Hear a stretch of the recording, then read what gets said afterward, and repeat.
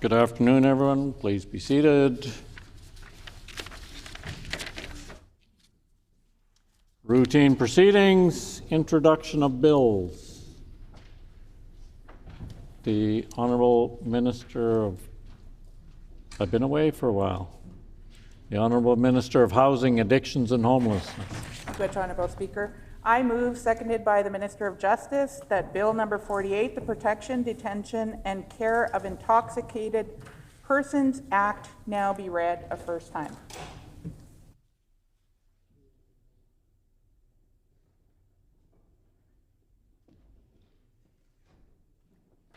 It's been moved by the Honourable Minister of Housing, Addiction and Homelessness, seconded by the Honourable Minister of Justice, that Bill number 48, the Protective Detention and Care of Intoxicated Persons Act, be now read a first time.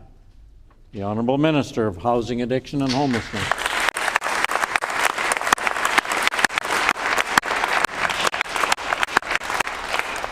Miigwech, Honourable Speaker. I'm so honoured to rise today and introduce Bill 48, the Protective Detention and Care of Intoxicated Persons Act. Honourable Speaker, this bill will help keep our communities safe while ensuring that Manitobans are protected and cared for and are provided with health care and access to addiction supports and services while they are recovering from intoxication by alcohol and or other substances. I look forward to a quick passage of this bill and unanimous support from this House so that we can keep Manitobans safe and free up our police officers, take the pressure off our emergency rooms, and connect people with the care that they so desperately need. Miigwech. Is it the pleasure of the House to adopt the motion? Agreed? Agreed and so ordered. No further introduction of bills, committee reports, tabling of reports, ministerial statements. The Honourable Minister of Families. Miigwech, Honourable Speaker. This Saturday, October 4th, is National Day of Action for Missing and Murdered Indigenous Women, Girls, and Gender Diverse Relatives. On this day, we honour those we have lost, stand with survivors, and reaffirm our government's commitment to ending this crisis. To understand why this work matters so deeply, we must remember the names and lives of those taken. In March 2003, 16-year-old Felicia Solomon Osborne from Norway House Cree Nation and a student at R.B. Russell School went missing. 3 months later, body parts were found along the Red River. The next day, one of our local papers ran the headline, and I quote, "Prostitute with gang ties found," end quote. That headline was not only cruel, it dehumanized Felicia. It reflected a society that too often dismisses Indigenous women, girls, and two-spirited, and revealed the systemic inequities and racisms we continue to confront. On a cold November day, that same year, many of us gathered at the Alexander Docks in memory of Felicia, where her body parts had washed ashore. After the prayers and remarks, her grandmother, Darlene Osborne, came up to me and said, and I quote, "We need a 24/7 drop-in center for Indigenous women and girls," end quote. Almost 22 years later, after years of persistent and advocacy, I am proud to say this vision is becoming a reality. This morning, we announced a $3.5 million investment into the establishment of the Minoweaki Lodge, a first of its kind 24/7 safe space for Indigenous women, girls, and Two-Spirit.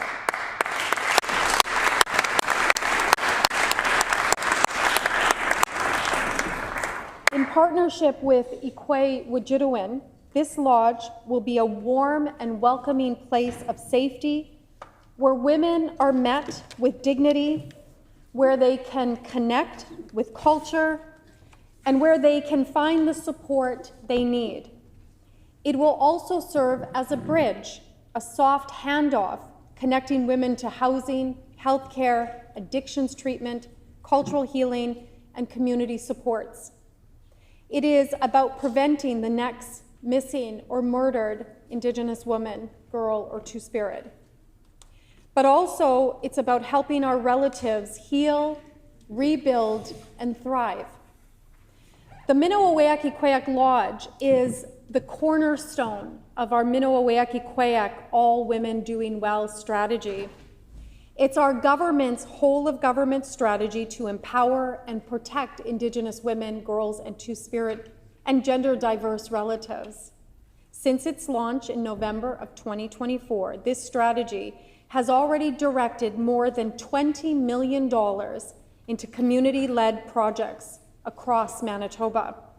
These investments are advancing the 10 pillars of the strategy and strengthening safety, healing, and empowerment of Indigenous women, girls, Two-Spirit, and gender-diverse relatives. Looking ahead, Budget 2025 invests another $20 million to continue advancing this strategy, including large-scale projects in economic security, housing, and justice. Minoaweaki-Kwayak is not just a policy or a strategy. It is our sacred promise. It's about honoring our obligations, dismantling barriers, and centering the leadership of Indigenous women, girls, and gender-diverse peoples in Manitoba. And it is about prioritizing the protections of Indigenous women, girls, Two-Spirit, and gender-diverse folks in our beautiful province. Miigwech.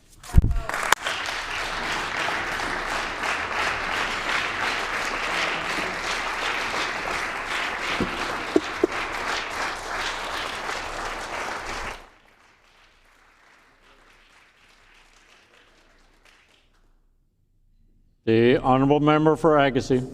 Thank you, Honourable Speaker.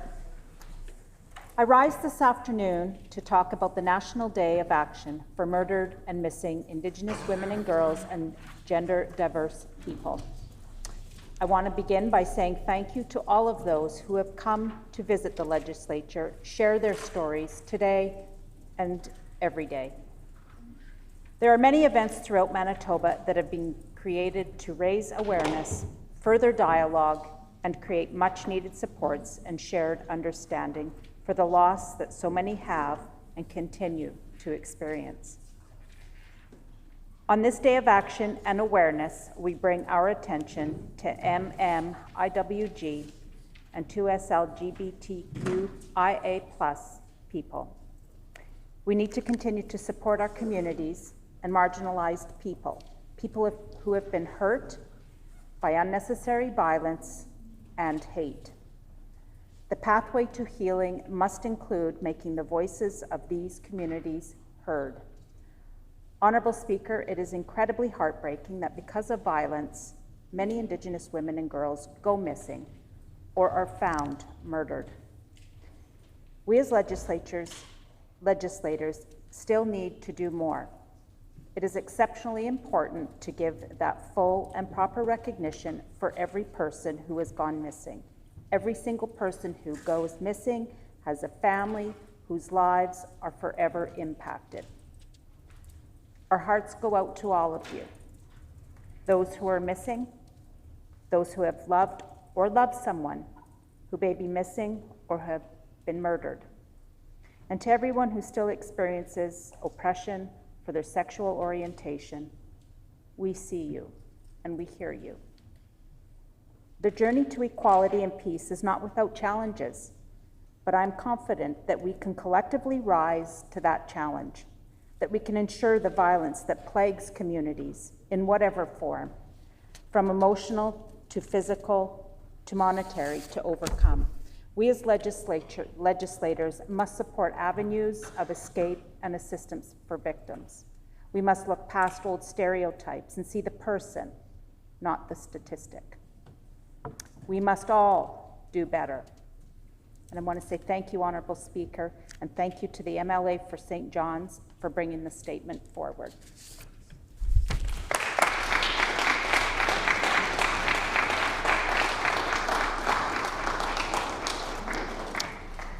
Prior to member statements, we have some guests in the gallery I'd like to introduce, and they have to leave before we'd be finished. So, seated in the public gallery from the University of Winnipeg, 30 students under the direction of Peter Ives, and they're guests of the Honourable Member for Union Station. We welcome you here today.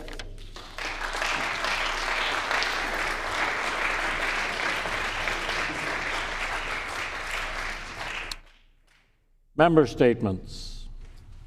The Honourable Minister of Families. Miigwech Shah, Honourable Speaker. At just 20 years old, Hannah Yang, a young woman with cerebral palsy, is a powerful voice for equity in Manitoba. Hannah uses her platform to advocate for people with disabilities and spread awareness about mental health. This past February, Hannah was honored with the Yes I Can Award. Last year, Hannah released her first children's book, The Magical Runner. Originally written as a grade 11 school project, the Shine Foundation, a London, Ontario-based organization, helped turn Hannah's writing dreams into a reality. Drawing from her own childhood, Hannah has transformed her experiences into a narrative that inspires children to embrace who they are and to believe in their own possibilities. Hannah visits schools to share her book and her story with students across Winnipeg. She is a mentor, a storyteller, and a role model for young people across this province. Hannah affirms to all exceptional young people they deserve to see themselves reflected in stories and teaches the power of visibility, representation, and inclusion. Hannah fosters authentic and meaningful conversations about representation, helping to create positive change across our beautiful province. Hannah has a strong presence felt by all members of the community. In fact, Hannah's impact is so enormous, both myself and my colleague, the MLA for Kildonan River East, had both planned to honor her in the chamber this year. So, on behalf of all of us and on behalf of the MLA for Kildonan River East and myself, Hannah, you are so appreciated in your home community and in our larger Manitoba community. Hannah, we are so incredibly proud of you and love you, and I ask my colleagues to help me celebrate Hannah.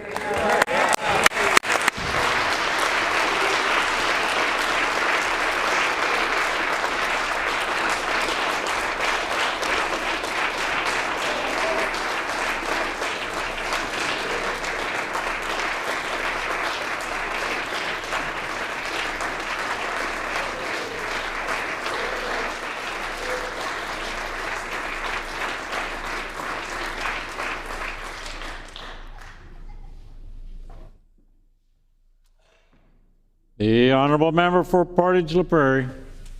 Good afternoon.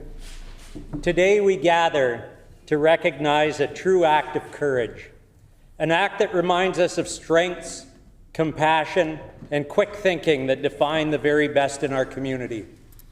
On July 18th, at Delta Beach, just north of Portage-La Prairie, a young child's life hung in the balance.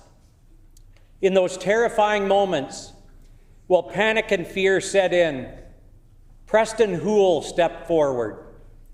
Without hesitation, he ran to help, relying on his training and his instinct to save a life.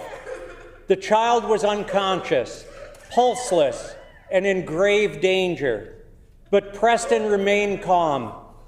He took the child in his arms. He began chest compressions. And he did not stop until that little boy coughed, until water cleared from his lungs, until life returned. Because of Preston's bravery and his refusal to give up, a child's parents still have their son. A family is whole, and our community has been given an example of what true heroism looks like. Honourable Speaker, Words can never fully measure the value of a life saved, but we can say this: without Preston's selfless action that day, the outcome would almost certainly have been very different.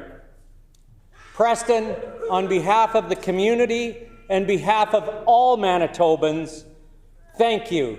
You are a hero. You remind us of the power of courage, of preparation, and of human spirit. Your action will never be forgotten. Also joining Preston today is his wife, April Paul, his brother-in-law, Shane Paul, and his mom, Tracy Houle. Please stand with me to congratulate this hero.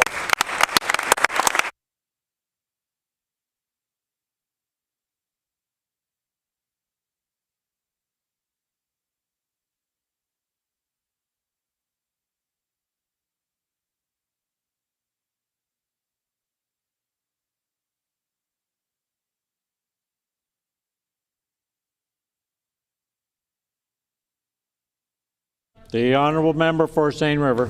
Thank you, Honourable Speaker. I rise today with immense pride to recognize an extraordinary young girl, the youngest constituent I've ever had the privilege of setting a meeting with. At a young age, Sophie Lamoureux has already made a profound impact on our community through her courage, her compassion, and commitment to advocacy. Sophie was born with a port wine stain, a vascular birthmark that she carries with pride every day.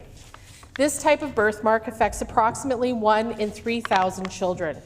And at yet such a young age, Sophie is already leading the way in promoting understanding and acceptance. At an age when most children are learning to read or ride a bike, Sophie is learning how to raise awareness and build community. When Sophie and her mother Roxanne visited my office, I was immediately struck by their enthusiasm and determination. Last May for VBAR's Awareness Month, VBAR standing for Vascular Birthmarks, Anomalies, and Related Syndromes, Sophie took on the initiative to organize a community walk in the River Park South neighborhood.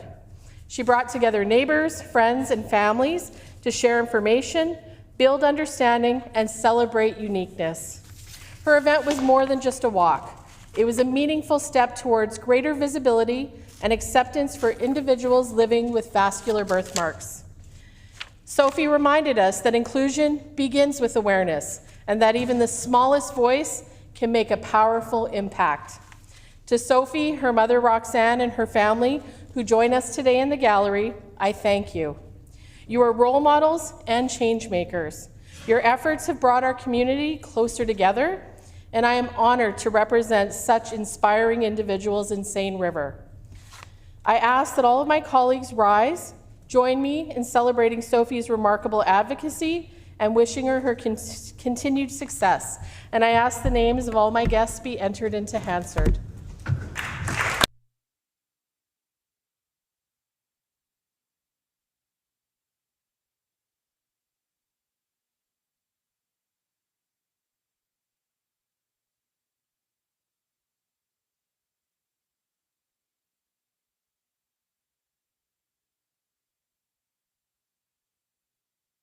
The honourable member for Brandon West. Honourable Speaker, as MLA for Brandon West and as someone who once wore the uniform and stood proudly shoulder to shoulder with the men and women of the Brandon Police Service, it is a privilege to stand here today with deep pride and gratitude.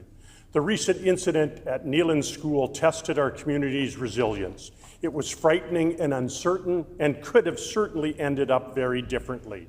But thanks to the swift actions of our officers, it didn't.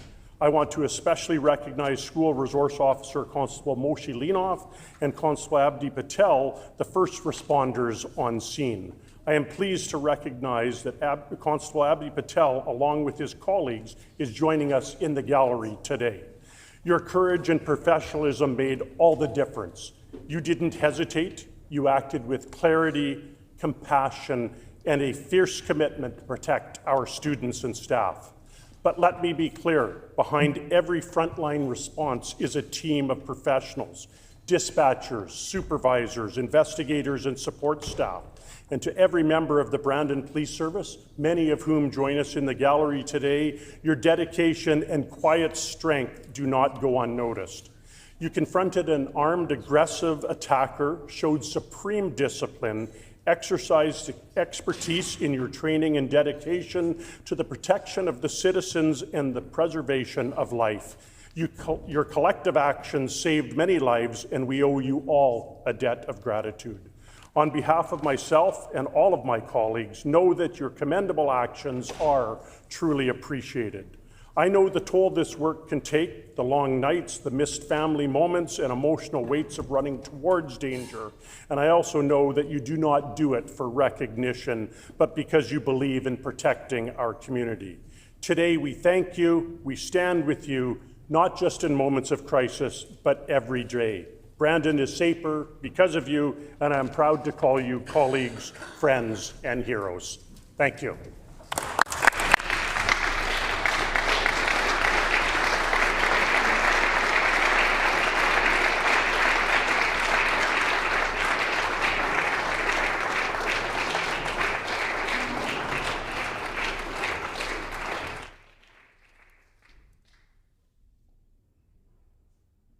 The Honourable Minister of Education and Early Childhood Learning. Thank you, Honourable Speaker. I rise today to honour the life and legacy of a great Manitoban, Chad Posthumous, and to celebrate the opening of the Chad Posthumous Memorial Courts at Gateway Recreation Centre in the constituency of Rossmere.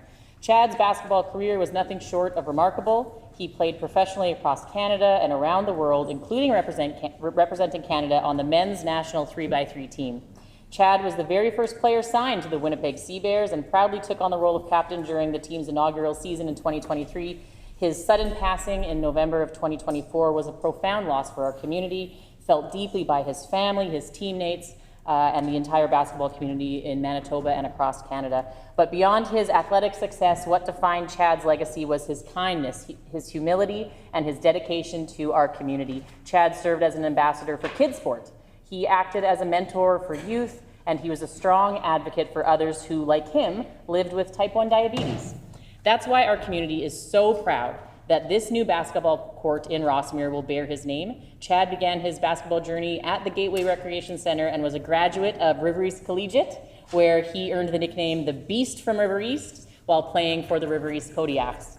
Honourable Speaker, I'd like to thank the City of Winnipeg, the Gateway Recreation Centre, and most importantly, the Posthumous family for the naming of the Chad Posthumous Memorial Courts, which will ensure that Chad's story continues to inspire. It will be a place where young athletes will gather and play and learn to lead with heart and to give back to our community, just like Chad did. Thank you, Honourable Speaker.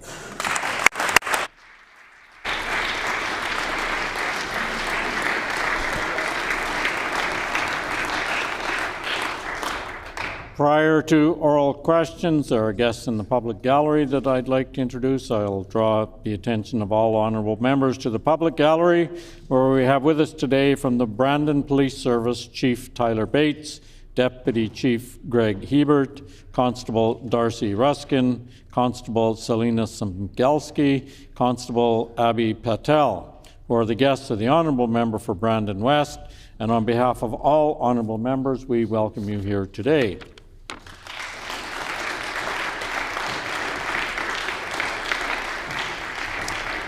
I would also like to draw the attention of all honourable members to the public gallery, where we have with us today students from the River East Collegiate German Exchange Program, St. Conrad students Miriam Beiler, Amelia Babenscheider, Frieda Schneider, Greta Reach, Jonas Pfeiffer, Ben Stump, Julius Brugger, Fabian Bussmann, Lars Hagenbrucher, Isabella Bogadado, Alicia Braun, Sienna Dick, Samantha Schroeder, Joseph Moss, Henry Doltz, Lincoln Dick, Jeremy Sawatsky, Martin Sokolis, who are guests of the Honourable Minister of Education and Early Childhood Learning, and we welcome you here today.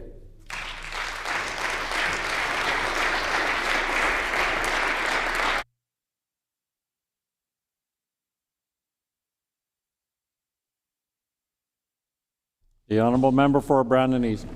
Honourable Speaker, I ask you to enter the 37 names following my member's statement of the staff that attended to the Nealon incident. Does the member have leave to add the names? To Hansard. Agreed, and so ordered. And I just have one more comment before we move on to oral questions. I reminded everyone that they have 2 minutes to do member statements. Most of you exceeded that today. Tomorrow you will not, because tomorrow we're not sitting, so Monday you will not. Oral questions, the Honourable Leader of the Official Opposition.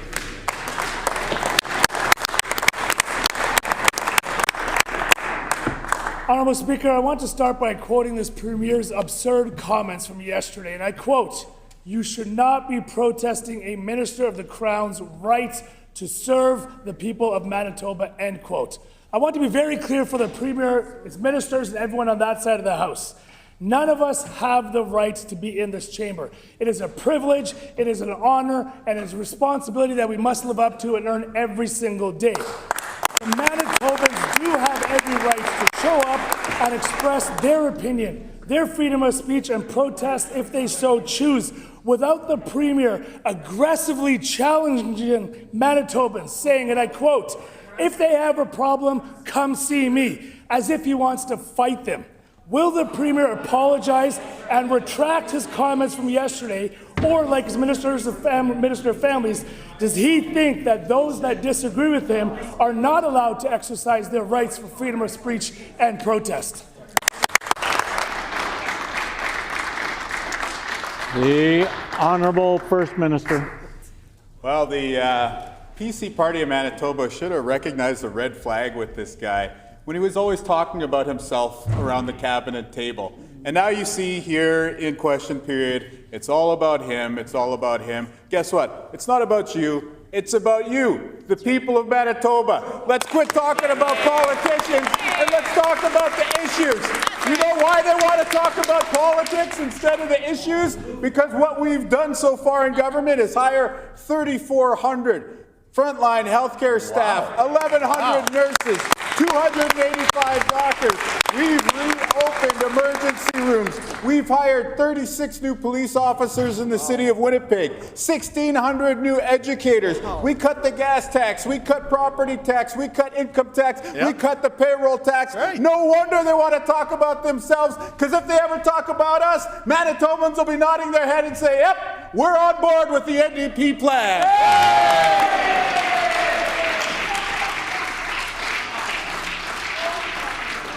The Honourable Leader of the Official Opposition on a supplementary question.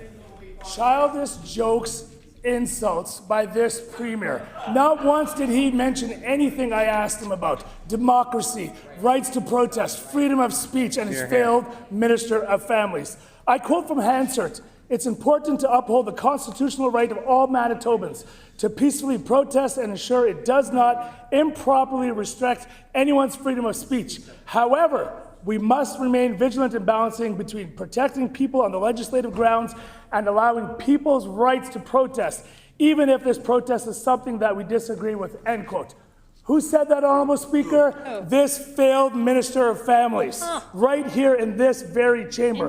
Why does the Premier stand here with such arrogance and anger and belittle Manitobans by calling them goofballs and intimidating them?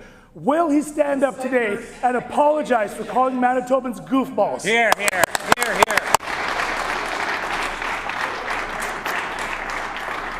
The Honourable First Minister. No, the invitation is to him. If you have a criticism for the government, direct it towards me. Don't avert your eye contact from me and attack my Minister of Families. And don't say that she's failing when 2 minutes ago you were clapping for the announcement that she made on a 24/7 safe space. Again, they want to talk about personal attacks. They want to talk about politicians themselves. Okay, the PCs can keep doing that. We want to talk about you. How are we making your life more affordable? Well, we brought in a permanent cut to the gas tax. We brought in relief on property taxes. And, of course, we relieved you of the division of the terrible anti-trans, anti-LGBT, anti-MMIWG rhetoric from the other side. But when it comes to the members opposite and us, the choice is clear. They want to divide, they want to incite, we want to unite. There we go. The Honourable Leader of the Official Opposition on a final supplementary question. As the Minister of Families loves to say, and I quote, "When they show you who they are, believe them," end quote. This Premier just showed his arrogance, just showed his bipartisan attacks, just showed how low he will go when he calls Manitobans goofballs, when he removes their democratic right to protest and freedom of speech. That's your Premier. Not one single thing about the questions I'm asking him, but goes on false statements about his failed NDP government. It's ironic how the NDP are now so upset when Manitobans are writing in demanding action against their failed minister, when this same Minister of Families had no problem telling Manitobans to write in and call into my office when she disagreed with me. But public debate, asking questions, and peaceful protest is not violence. It's definitely not racism like this Premier likes to call it is. Will the Premier apologize to Manitobans today and admit that he was wrong to equate public protest, asking tough questions, to violence? Member's time has expired. The Honourable First Minister. Keeps talking about himself. I want to talk about you and how we're making your health care better, how we're making your jobs more secure. So it is a little interesting to hear this newfound concern with democracy, because earlier this year, when our democracy was under attack by Donald Trump, what did the people on this side of the House do? We literally draped the Canadian flag on the building. What did they do? They thanked Donald Trump. And it wasn't an accident. It's not only their leader who said, thank you. I would say thank you to Donald Trump. They went out and got a new candidate whose only platform commitment was also to thank Donald Trump. Here's the other thing I want to put on the record today. They've asked for a meeting to discuss new office furniture in the opposition offices. We're going to grant it. They better get comfortable, because their number one priority isn't you. It's making sure that they're going to stay there for a long, long time.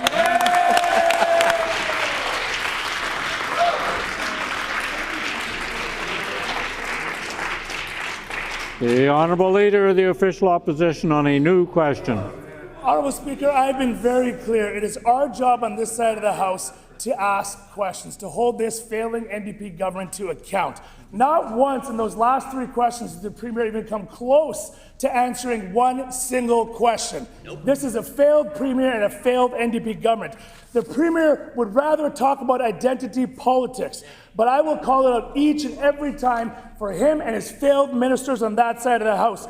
I will call them out based on merit and performance. Sadly, Manitobans are coming to realize this NDP government is very limited on merit and has zero for performance. Yeah. This summer, multiple care homes have reported funding troubles, specifically related to this government not flowing money and releasing funds. Why is the Premier failing to fund services for seniors across Manitoba? Hear, hear. The Honourable First Minister.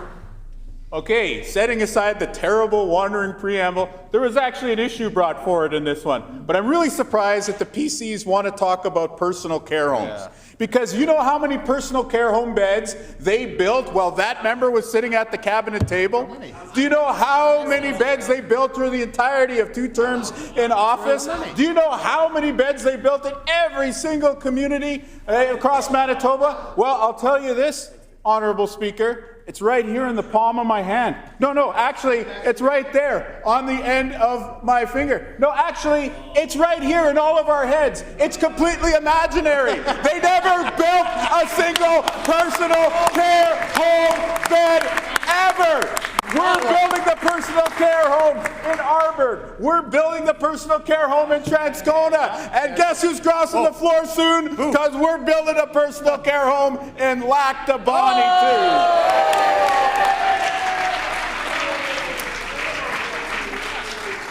The Honourable Leader of the Official Opposition on a supplementary question. I will gladly put our record up against this Premier's shaded past record.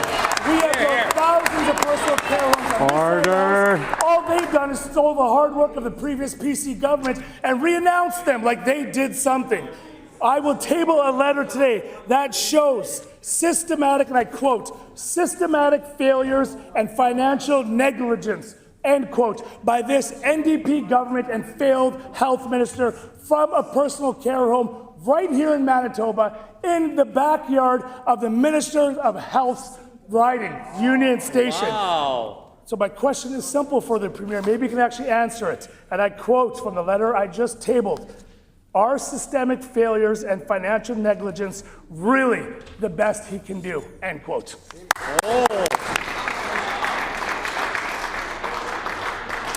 The Honourable First Minister.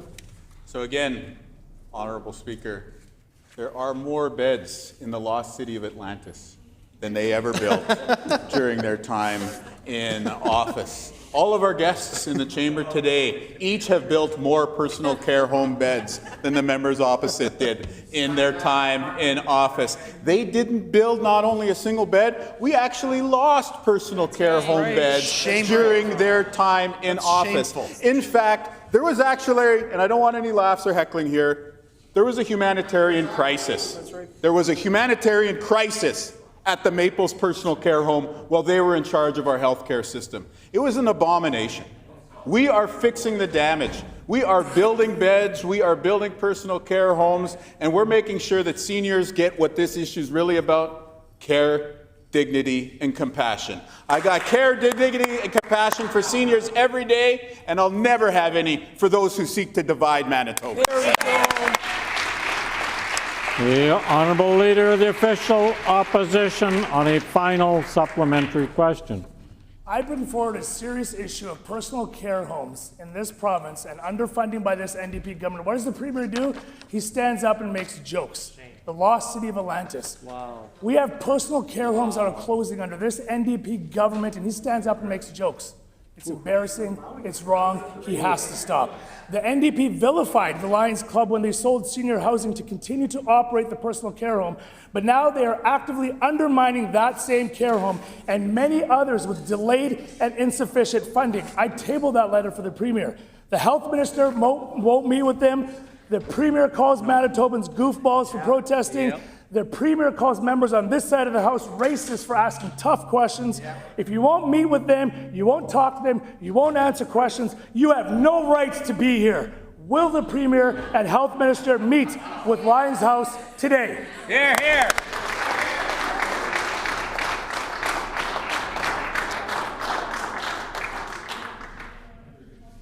The Honourable First Minister. All right, let's pull it back from the alt-right alternate reality on the other side there and focus on some facts. Here's some reasonable things that you, the reasonable people of Manitoba, understand. The second that something crosses from being a legitimate dispute over politics to lighting a match and threatening lives, yes, it deserves to be condemned, and I will always condemn acts of violence in our politics. Also, the second that the PCs talk about personal care homes, you know that they're on shaky, unsteady ground. They allowed Lions Place to close, threatening many seniors' housing situation, and now we see the personal care home impacts of their negligence on the job. Again, the Maples Personal Care Home tragedy was an absolute abomination. The member knows it, that's why he can't look up from his phone. We are repairing the damage caused by a systematic pattern of cuts and neglect under the PCs. At the same time, we're uniting Manitobans and saying, no, if you are engaged in violence in our politics, you are on the fringe, you are on the extreme. Doesn't matter if you're left or right, all the rest of us can play here and have a constructive debate about the future of Manitoba. Member's time has expired.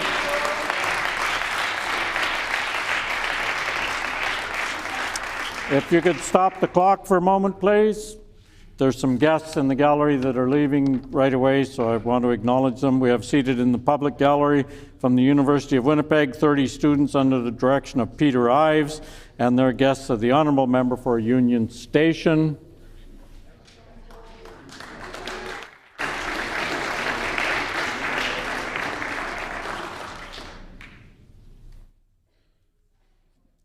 The honourable member for Roblin. Another day, Honourable Speaker, another example of ways that healthcare is only getting worse under this failing NDP government. Can the Minister of Health explain why there is currently no on-call general surgery available at Brandon Regional Health Centre? The honourable Minister of Health, Seniors and Long-Term Care. Thank you so much, Honourable Speaker. You know, it's interesting. First, the leader of the opposition gets up and reminds Manitobans about their failures in government and the harm that they did to personal care homes. And now the member for Roblin stands up and reminds Manitobans about their failures on the surgery side. We're doing more surgeries now in Manitoba than we ever have before. And why is that? It's because we're investing right here in our own capacity, not sending it out to the United States like they did for years and years. We're also working directly with our provincial clinical lead to make sure that we're continuing to build that capacity in rural sites across the province. And we're going to keep doing that work with our partners who didn't have that partnership under the failed former health ministers and that member while she was advising Heather Stephenson to cut health care. The honourable member for Roblin on a supplementary question. That absolute non-answer is cold comfort to the people of Westman who may present to their regional health centre today and be unable to access surgery. I'll table a memo from Prairie Mountain Health that was distributed confirming that there is no general on-call surgery available for a 24-hour period that began this morning. The contingency plan laid out in this memo says that patients who need surgery will either be forced to wait up to 24 hours, travel to Dauphin if Dauphin has capacity, or travel to Winnipeg. Wow. How could the minister have failed to see this coming, and how could they have failed to take action to prevent it? The honourable Minister of Health, Seniors and Long-Term Care. I want to be really clear, Honourable Speaker, that under the previous PC administration, Manitobans were being sent to the United States. They're being sent out of the country for essential health care. And while the leader of the opposition heckles me as I answer this question, I want to remind Manitobans that he was around that cabinet table sending millions of dollars to private U.S. companies and sending Manitobans out of the country for essential care. The PC record on health care is abysmal. And I also want to remind Manitobans that the member opposite who asked the question today is the same person who was advising Heather Stephenson for years to cut health care. Honourable member's time has expired. The honourable member for Roblin on a final supplementary question. Honourable Speaker, there are patients in Westman right now visiting Brandon Regional Health Centre. They may need emergency general surgery and they cannot get it at the regional facility in Westman because this failing NDP health minister has failed to foresee an entirely preventable situation. Once again, Manitobans are learning that under this NDP government, healthcare is not only not improving, it's actively getting worse. Will the minister apologize today to the people of Westman for letting them down and apologize to the frontline healthcare workers at Brandon Regional Health Centre that they're once again requiring to clean up their mess? Hear, hear, hear.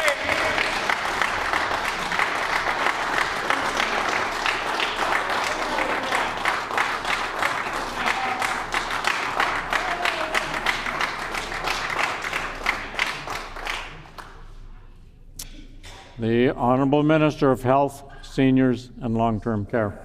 Honourable Speaker, I'll acknowledge that they're almost as good at coordinating answering a question with the member opposite as they were coordinating cutting emergency rooms and cutting services and firing healthcare workers for 7.5 years. The member opposite was the person advising the former premier of this province while she was the health minister to cut the very services she claims to advocate for today. And she's never answered for that. The member opposite was advising Heather Stephenson to cut services across rural Manitoba, and she has never answered for that. Why won't she? Honourable Speaker, on this side, we're investing in fixing the damage that she was a part of doing for 7.5 years. We're building more capacity. We're working with our partners, including Prairie Mountain Health. Time has expired.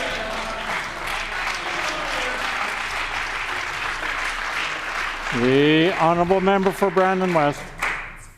To hear the Brandon Regional Health Centre has no general on-call surgery today terrifies me. We've heard about how violent crime is through the roof under this failed Minister of Justice, and we pray there are no emergency situations that arise today to make things worse because of this government inaction. No families battling life or death injuries, no officers wounded in the line of duty.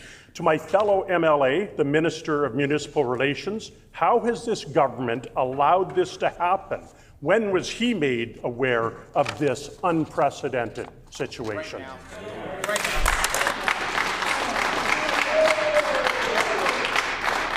The Honourable Minister of Health, Seniors and Long-Term Care. Thank you, Honourable Speaker. I want to remind the member for Brandon West that under the previous government, they cut the very program that was in place to retain and recruit rural doctors, rural surgeons. On that side of the House, there are members, including the Leader of the Opposition and the health critic who was advising Heather Stephenson, to cut the very resources needed to retain and recruit doctors. On this side of the House, we have worked together to do something that hasn't been done before, and that is to set up training seats for residents in Brandon. We announced that recently. We have training seats for doctors in Brandon right now, and we are training the next generation of surgeons and providers for rural Manitoba. Member's time has expired. The Honourable Member for Brandon West. Brandon is the hub of Westman and the second largest city in our province. And today, citizens are on their own if things come to the dire situation. This memo sent out today advises that if emergency room patients cannot travel to Dauphin, they wait 12 to 24 hours. That is totally unacceptable. To the Minister of Municipal Relations, we disagree about a lot, but share a love for our very fine city. How has this minister not spoken up about this egregious situation?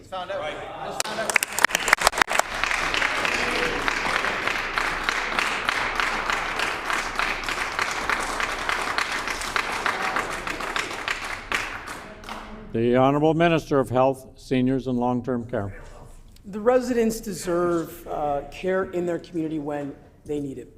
Our government takes that very, very seriously. We recognize that a lot of damage was done over 7.5 years, and we're working very hard to repair it. Almost 60 doctors have been recruited to the Prairie Mountain Health region by our administration in the last year alone. And in the last year, we have also stood up additional training seats, actually the first training seats for medical residents at Brandon.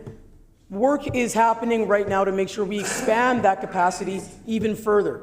So we've recruited almost 60 doctors, we're training about 20 new residents, and we're doing the work of making sure that we have hundreds of additional healthcare workers on the front lines this year alone. There's more work to do, but we're getting it done.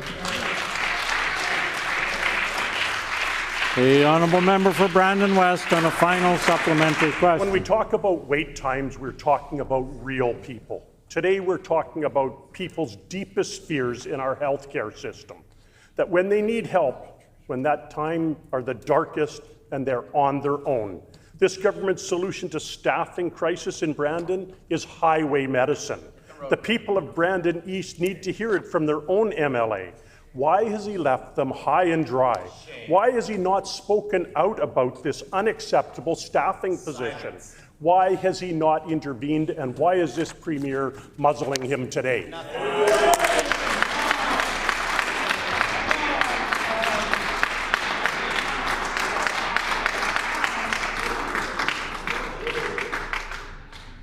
The Honourable Minister of Health, Seniors and Long-Term Care. I wonder if the member for Brandon West has ever bothered to talk to the member for Steinbach, who was heckling him during his own question. That's the same person who closed emergency, who started the project of decimating healthcare in Manitoba. He was the former health minister who said, you know what we don't need in this province? More healthcare workers. You know what we don't need in Manitoba? More emergency rooms. You know what we don't need? The 90 paramedics that were lost across rural Manitoba under his watch. The member for Brandon West sits on a side of the House full of the architects of the healthcare decimation that happened for 7.5 years. It's disgusting that he doesn't bother to have a conversation with any of them. Don't worry, on this side of the House, we're cleaning up that mess.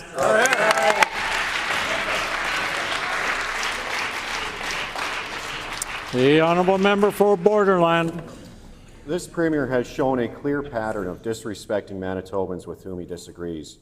We saw that clearly yesterday when he referred to those calling on the Minister of Families to resign goofballs, which I think we all know is the more parliamentary term for what he actually wants to call them.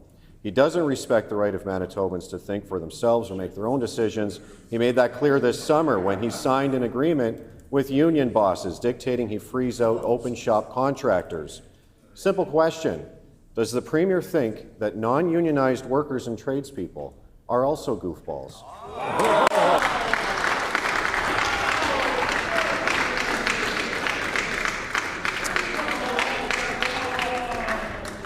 The Honourable Minister for Labour and Immigration.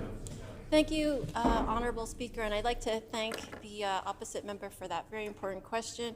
We are so proud on this side of the House for that Manitoba Jobs Agreement.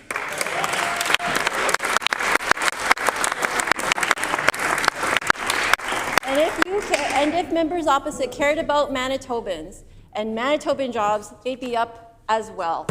You know, but of course they're not. The member opposite has put some false information on the record about this Manitoba Jobs Agreement. Any qualified contractor can bid on these jobs, union or non-union, large or small.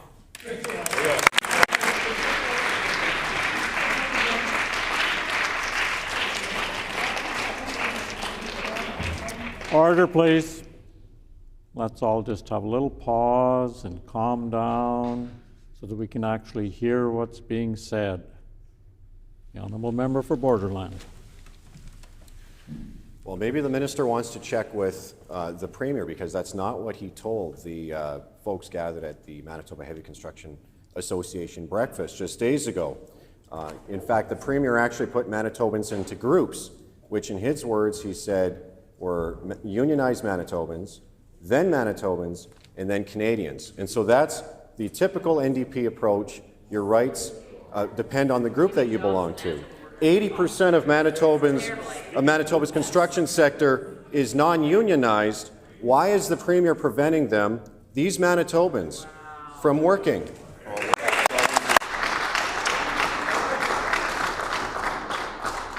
The Honourable Minister of Labour and Immigration. Thank you, Honourable Speaker. Let's try that again, this time a little slower. Any qualified contractor can bid on these projects, union or non-union, large or small.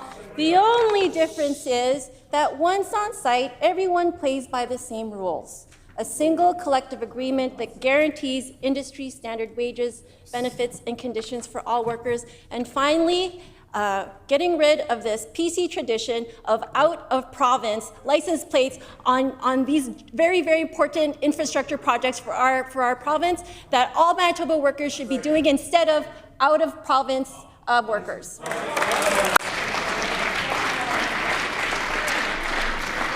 The honourable member for Borderland on a final supplementary question. So much for free enterprise. Yeah, the minister will want to check her facts. I table this release from the Winnipeg Construction Association. Guess who this government failed to consult with and listen to before making this decision to ban non-unionized workers from government work sites? Those who would be most affected.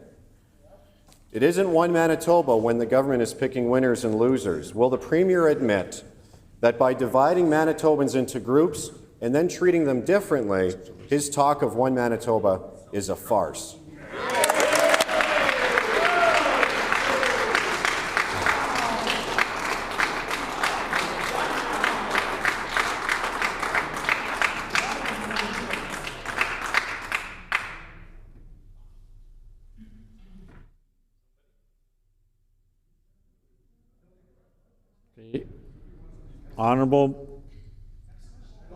The Honourable Minister of Labour and Immigration. Thank you, Honourable Speaker. Again, we just want to make it clear on this side of the House how proud we are of the Manitoba Jobs Agreement. This is so important. This is a game-changing agreement that's going to mean so much for Manitoba workers. So I would suggest that members on the opposite side get their facts straight and get on Team Manitoba.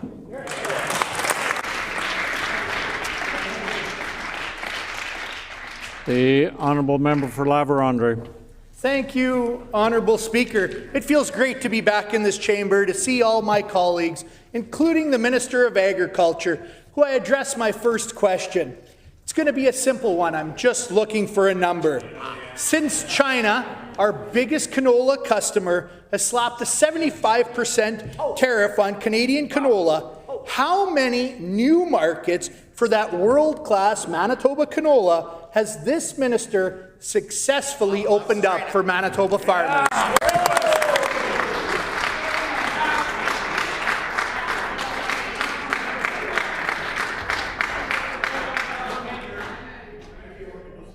The Honourable Minister of Agriculture.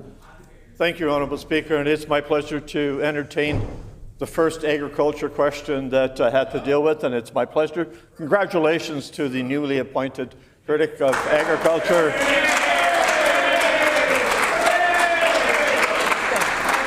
Keep going.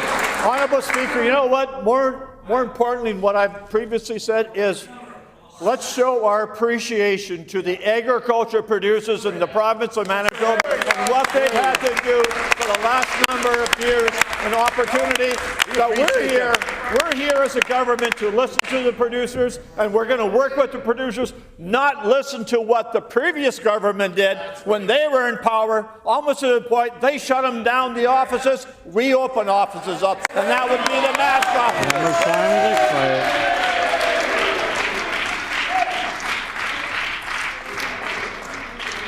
The honourable member for La-Vérendrye on a supplementary question. Thank you, Honourable Speaker. That's very concerning for farmers in Manitoba. No new markets has been the answer. No new markets by this failed NDP government.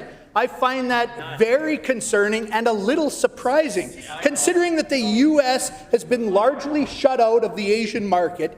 There's nothing but opportunity for Manitoba to sell our canola to the world. Is there no one in the government benches that has any sales background? No. I know there's not a lot of business acumen there or real-world experience, but surely there's got to be somebody. Well, how about this, Honourable Speaker? Order. Can the minister at least tell the chamber, and by extension Manitoba canola producers, in his effort to open up time new has markets, expired.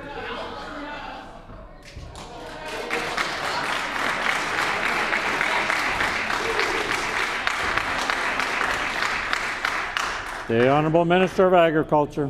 Thank you, Honourable Speaker. And let me remind members opposite, back in 2019, China disrupted canola market in Canada to the point of $2 billion in losses for the agriculture producers in this province.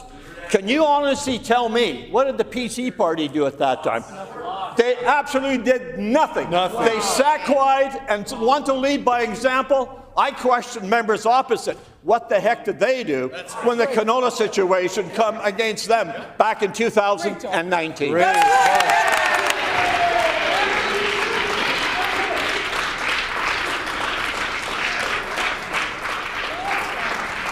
Order. The honourable member for La-Vérendrye. Thank you, Honourable Speaker. Now, of course, Honourable Speaker, we all know neither the minister nor his colleague, the minister responsible for trade, or even the premier, none of them have been successful in opening up a single new market to Manitoba farmers. They've just done what they always do. Rather than look for real sustainable solutions to grow our economy, they use Manitoba tax dollars and throw it at the problem and hope it goes away. They haven't been successful in opening any markets for Manitoba farmers. So here's the question, Honourable Speaker. Have they even tried?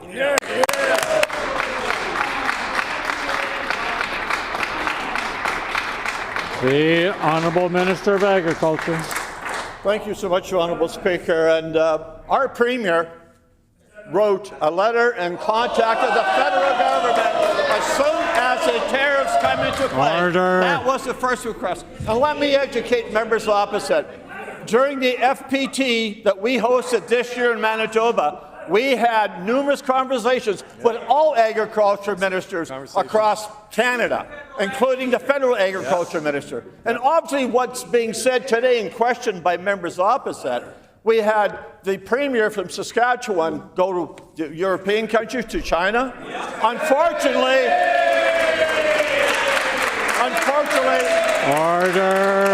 the results are nil as we stand here today. As we spoke with the federal agriculture minister, and we will continue to work. Time has expired. The member's time has expired.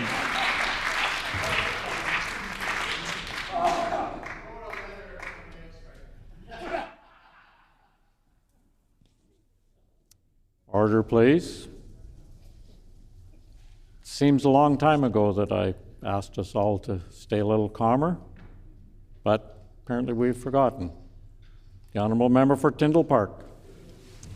Honourable Speaker, a 2025 probe research survey commissioned by the Manitoba Child Care Association confirms that Manitoba families are now waiting 17 months on average for a child care space. This wait time has increased by 2 to 3 months since the NDP has formed government. People seeking childcare spaces are frustrated for a number of reasons.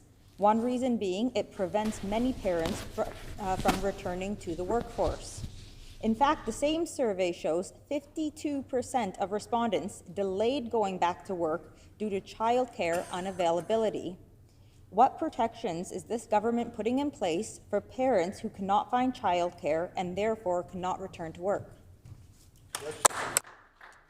The Honourable Minister of Education and Early Childhood Learning. Thank you very much, Honourable Speaker, and thank you to the member from Tyndall Park for an important question on childcare here in Manitoba. Our government knows that every family in Manitoba deserves access to affordable, high-quality, accessible childcare, and that's why we've been making record investments. It's a fact, Honourable Speaker, that in Manitoba here, we are more than halfway to the way of reaching our committed spaces on childcare in partnership with the federal government. Our government has been very successful in negotiating a very lucrative agreement with the federal government to work on expanding capital spaces here in the province. We know that there's more work to do. We are playing catch-up after years of a government who failed to make any investments in childcare. The Honourable Member for Tyndall Park on a supplementary question. Honourable Speaker, the minister is putting false information on the record. This government is not almost halfway there. They are 14% there. The Honourable Speaker, under the Canada-Manitoba Early Learning and Childcare Agreement, in 2021, Manitoba committed to creating 23,000 new childcare spaces by 2025-2026. We are nearing the end of 2025, and this government has only fulfilled 14% of this commitment, as I shared. Does the government still plan to create 19,592 spots by the end of 2026? The Honourable Minister of Education and Early Childhood Learning.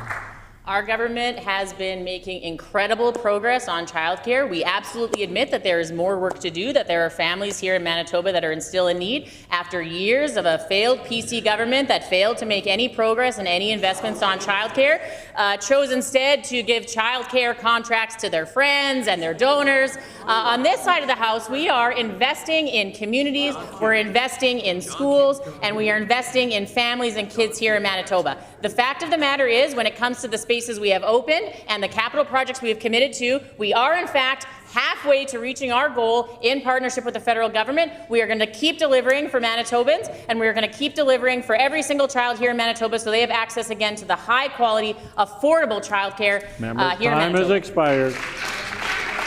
The Honourable Member for Tyndall Park on a final supplementary question.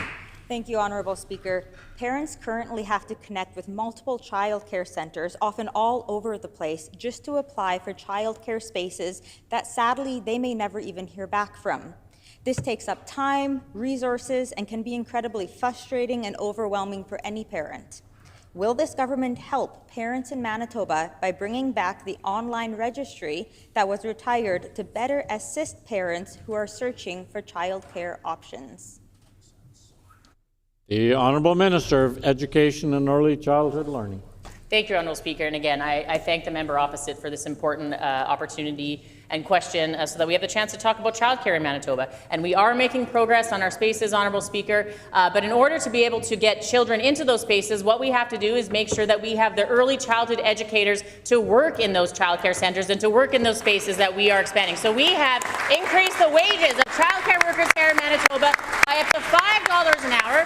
These are workers who are largely women. These are workers who are newcomers. We are making a difference in the lives of Manitobans, not just the people that are looking for childcare, but the people that are working with our children in our early childhood education centres. We are working on a tuition reimbursement program. We are working on a comprehensive recruitment and retention program so that we have the childcare workers to work in this.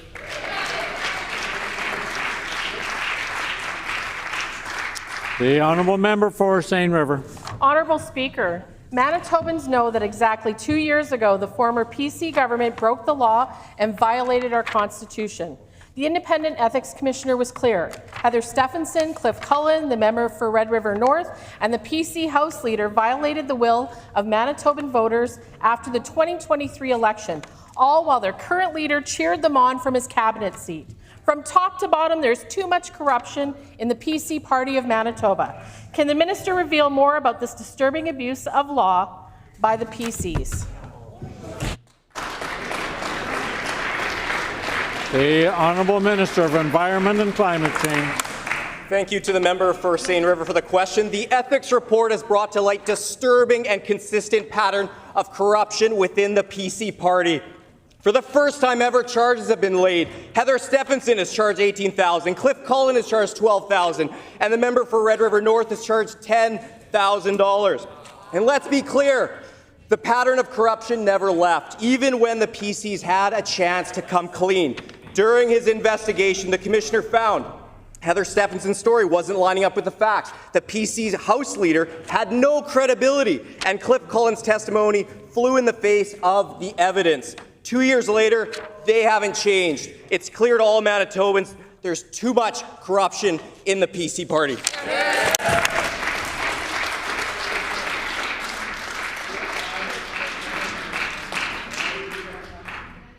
The time for question period has expired. Petitions. The Honourable Member for Brandon West. Well, thank you, Honourable Speaker. I wish to present the following petition to the Legislative Assembly of Manitoba. The background to this petition is as follows. The federal government has mandated a consumption-based carbon tax with the stated goal of financially pressuring Canadians to make decisions to reduce their carbon emissions. Order, please. Order, please. Order! When the speaker is standing, he's supposed to be heard in silence. People are supposed to sit down. I can't hear what the member is saying in his petition, so I would ask us all to either take our conversations to the loge or somewhere else other than the chamber. The Honourable Member for Brandon West. Thank you, Honourable Speaker. Number 2, Manitoba Hydro estimates that even with a high-efficiency furnace, the carbon tax is costing the average family over $200 annually, even more for those with older furnaces. Number 3, home heating in Manitoba is not a choice or a decision for Manitobans to make. It is a necessity of life. With an average of almost 200 days below 0 degrees Celsius annually. Number 3, home heating in Manitoba is not, number 4, the federal government has selectively removed the carbon tax off of home heating oil in the Atlantic provinces of Canada, but has indicated they have no intention to provide the same relief to Manitobans heating their homes. Number 5, Manitoba Hydro indicates that natural gas heating is one of the most affordable options available to Manitobans, and it can be cost prohibitive for households to replace their heating source. Number 6, premiers across Canada, including in the Atlantic provinces that benefit from this decision, have collectively sent a letter to the federal government calling it on it to extend the carbon tax exemption to all forms of home heating, with the exception of Manitoba. Number 7, Manitoba is one of the only provincial jurisdictions to have not agreed with the stance that all Canadian home heating bills should be exempt from the carbon tax. Number 8, provincial leadership in other jurisdictions have already committed to removing the federal carbon tax from home heating bills. We petition the Legislative Assembly of Manitoba as follows: to urge the provincial government to remove the federal carbon tax on home heating bills for all Manitobans and to provide them much needed relief. And Honourable Speaker, this petition was signed by many, many fine Manitobans.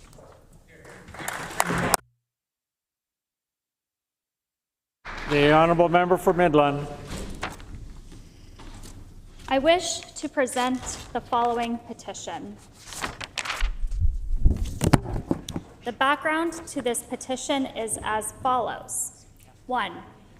All Manitoba students deserve access to appropriate physical education facilities, not only as part of their education, but as part of living an active and healthy life.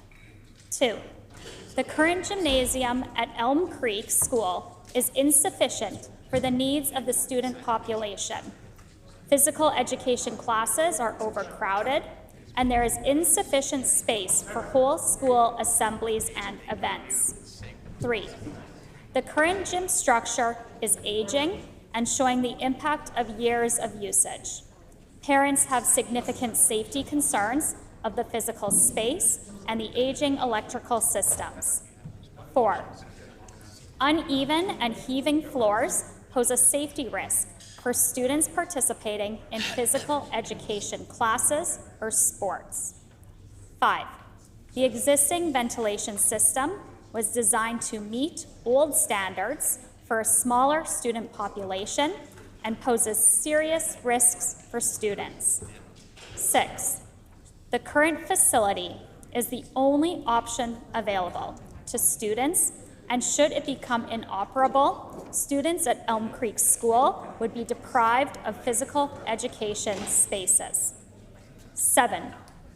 The government has a responsibility to make funds available to replace this aging infrastructure and provide appropriate activity and recreation activities to students in Elm Creek.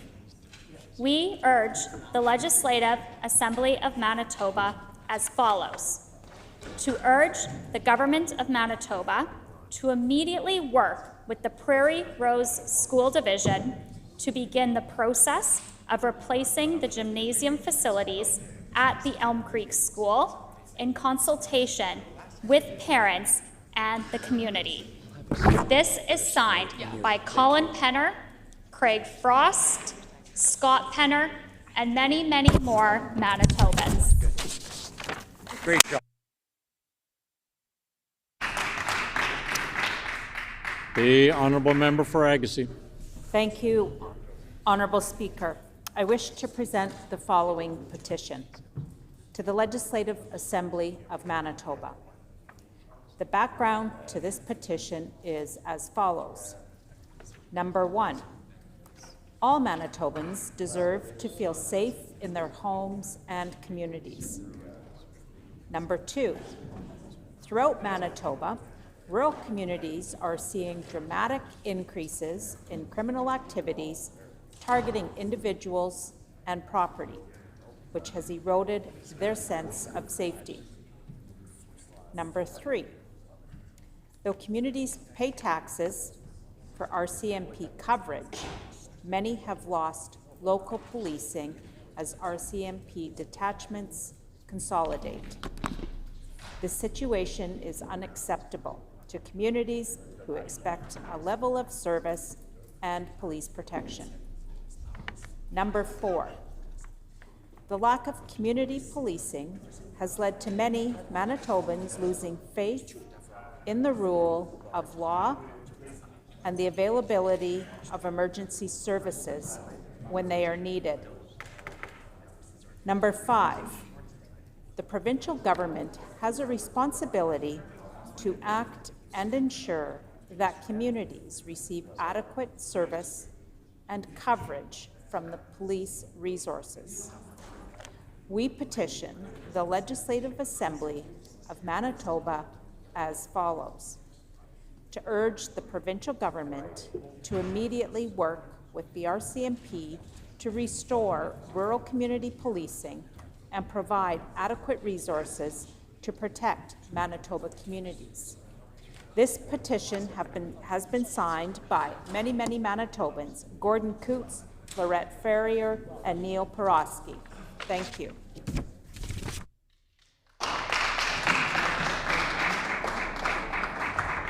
The honourable member for Interlake Gimli. On House business. On House business.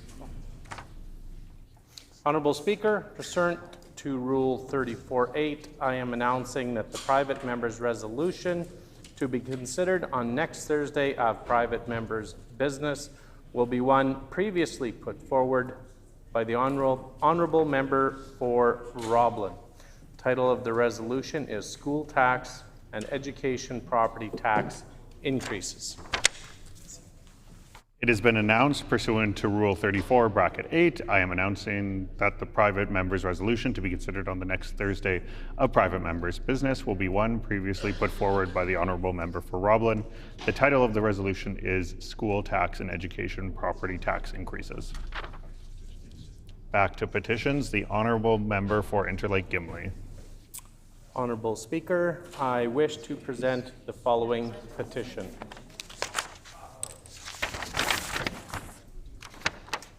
To the Legislative Assembly of Manitoba. The background to this petition is as follows. 1.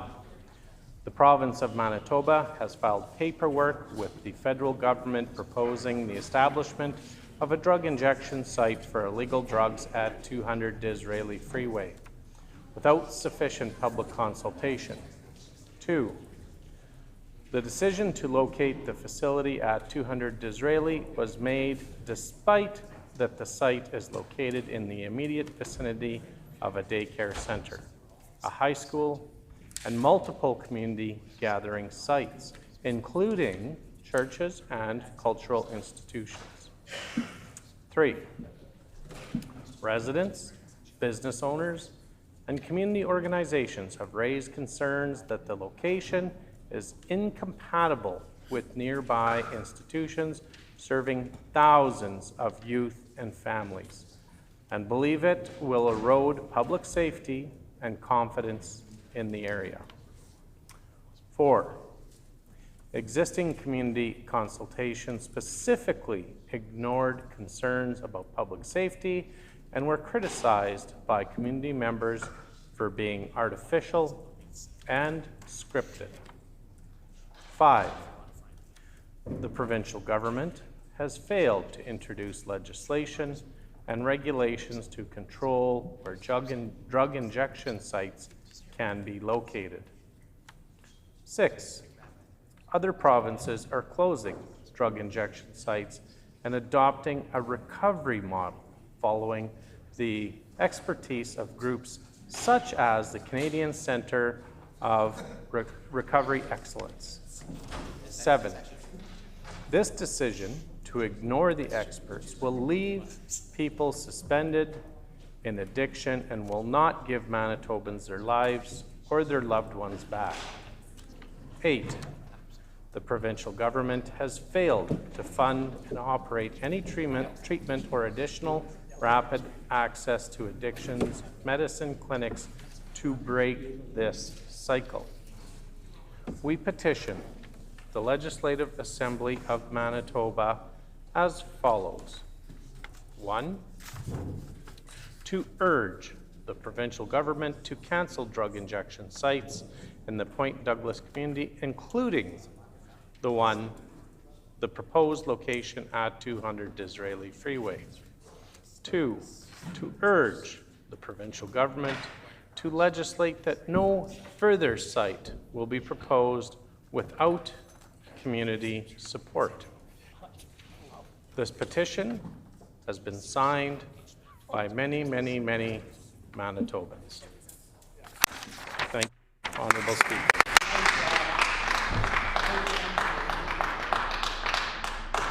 The Honourable Member for Fort White. Thank you, Honourable Deputy Speaker.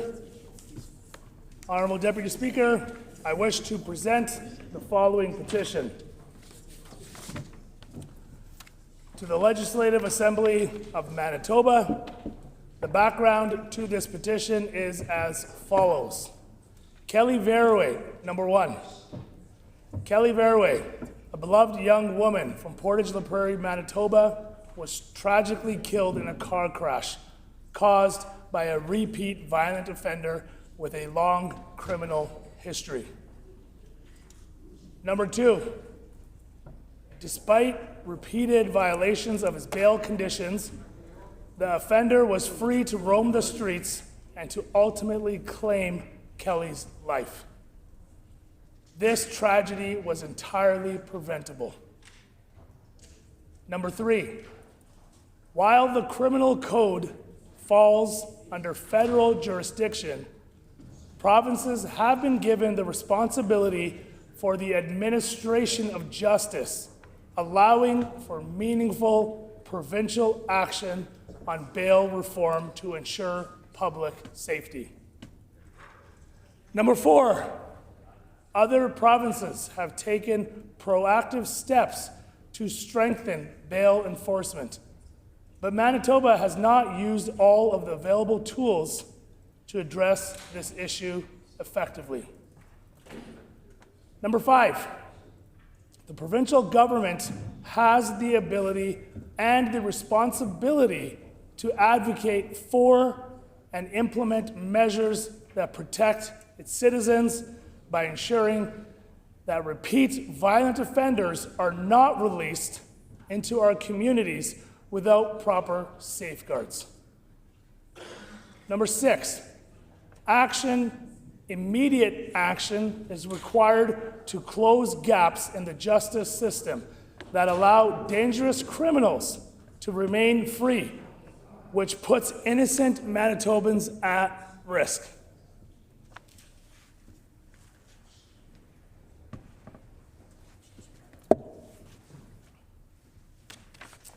We petition the Legislative Assembly of Manitoba as follows. Number 1, to urge the provincial government to take immediate and decisive action on bail reform to address serious deficits in enforcement by utilizing all available provincial mechanisms to strengthen warrant enforcement, increasing bail supervision, and opposing release of offenders, thus ensuring that repeat violent offenders are held accountable and the public safety is prioritized over leniency. And number 2, to urge the provincial government to lobby the federal government to immediately repeal provisions of the criminal code that allow for the continued victimization of law-abiding Manitobans while granting repeat offenders additional rights. Honourable Deputy Speaker, this petition was signed by Stephen Sutelig, Doug Williams, and Alexander Lameau Tremblay, and many, many, many other Manitobans.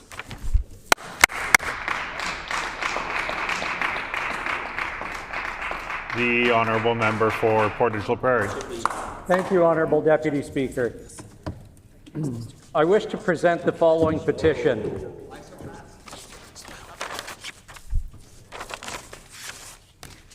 The background to this petition is as follows. Number one, the province of Manitoba has filed paperwork with the federal government proposing the establishment of a drug injection site for illegal drugs at 200 Disraeli Freeway without sufficient public consultation. Number two, the decision to locate the facility at 200 Disraeli was made despite the site is located in the immediate vicinity of a daycare center, a high school, and multiple community gathering sites, including churches and cultural institutions. Number three, residents, business owners, and community organizations have raised concerns that the location is incompatible with nearby institutions serving thousands of youths and family, and believe it will erode public safety and confidence in the area. Number four, existing community consultations specifically ignored concerns about public safety and were criticized by community members for being artificial and scripted. Number five, the provincial government has failed to introduce legislation and regulations to control where drug injection sites can be located. Number six, other provinces are closing drug injection sites and adopting a recovery model, following the expertise of groups such as the Canadian Centre of Recovery Excellence. Number seven, this decision to ignore the experts will leave people suspended in addiction and will not give Manitobans their lives or their loved ones back. Number eight, the provincial government has failed to fund and operate any treatment or additional rapid access to addictions medicine clinics to break this cycle. We petition the Legislative Assembly of Manitoba as follows. Number one, to urge the provincial government to cancel drug injection sites in the Point Douglas community, including the proposed location at 200 Disraeli Freeway. Number two, to urge the provincial government to legislate that no further site will be proposed without community support. And this has been signed by many, many, many Manitobans. Thank you, Honourable Deputy Speaker.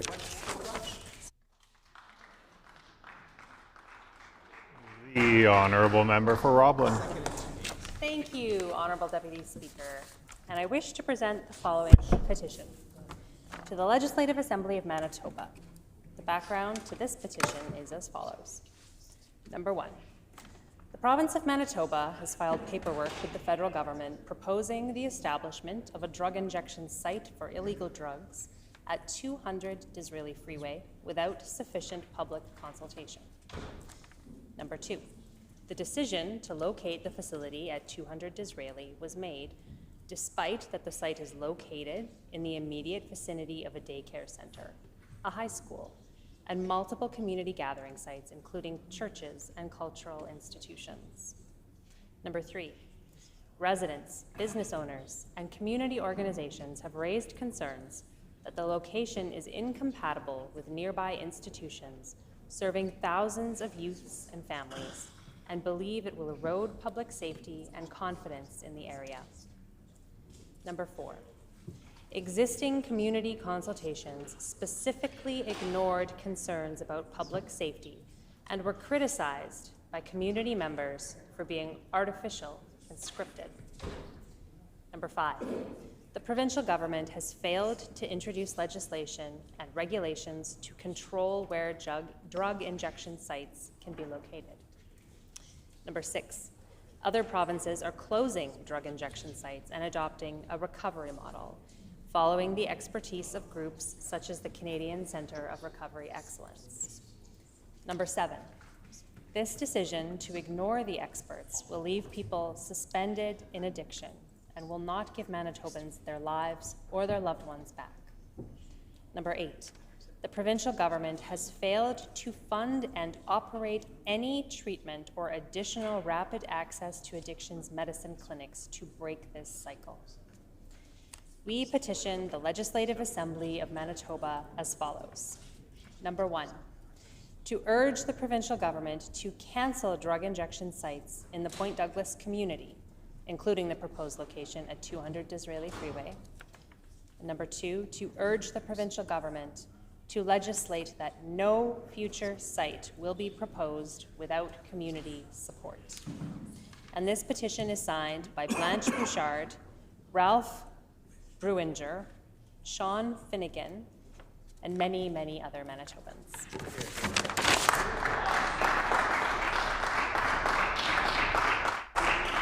The honourable member for Lac du Bonnet. Thank you, Honourable Deputy Speaker. I wish to present the following petition, and the background to this petition is as follows. Number 1, Kelly Verway, a beloved young woman from Portage La Prairie, Manitoba, was tragically killed in a car crash caused by a repeat violent offender with a long criminal history. Number 2, despite repeated violations of his bail conditions, the offender was free to roam the streets and to ultimately claim Kelly's life. This tragedy was entirely preventable. Number 3, while the criminal code falls under federal jurisdiction, provinces have been given the responsibility for the administration of justice, allowing for meaningful provincial action on bail reform to ensure public safety. Number 4, other provinces have taken proactive steps to strengthen bail enforcement, but Manitoba has not used all of the available tools to address this issue effectively. Number 5, the provincial government has the ability and the responsibility to advocate for and implement measures that protect its citizens by ensuring that repeat violent offenders are not released into our communities without proper safeguards. Number 6, immediate action is required to close gaps in the justice system that allow dangerous criminals to remain free, which puts innocent Manitobans at risk. We petition the Legislative Assembly of Manitoba as follows. Number 1, to urge the provincial government to take immediate and decisive action on bail reform to address serious deficits in enforcement by utilizing all available provincial mechanisms to strengthen warrant enforcement, increasing bail supervision, and opposing release of offenders, thus ensuring that repeat violent offenders are held accountable and that public safety is prioritized over leniency. And number 2, to urge the provincial government to lobby the federal government to immediately repeal provisions of the criminal code that allow for the continued victimization of law-abiding Manitobans while granting repeat offenders additional rights. This petition is signed by Tasha Hotel, Debbie Sprott, Lori Buhatu, and many, many more fine Manitobans. Honourable Deputy Speaker.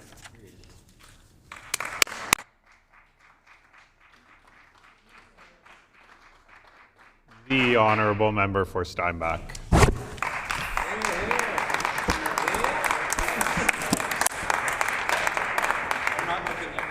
Thank you, Honourable Speaker. I wish to present the following petition to the Legislature. The background to this petition is as follows.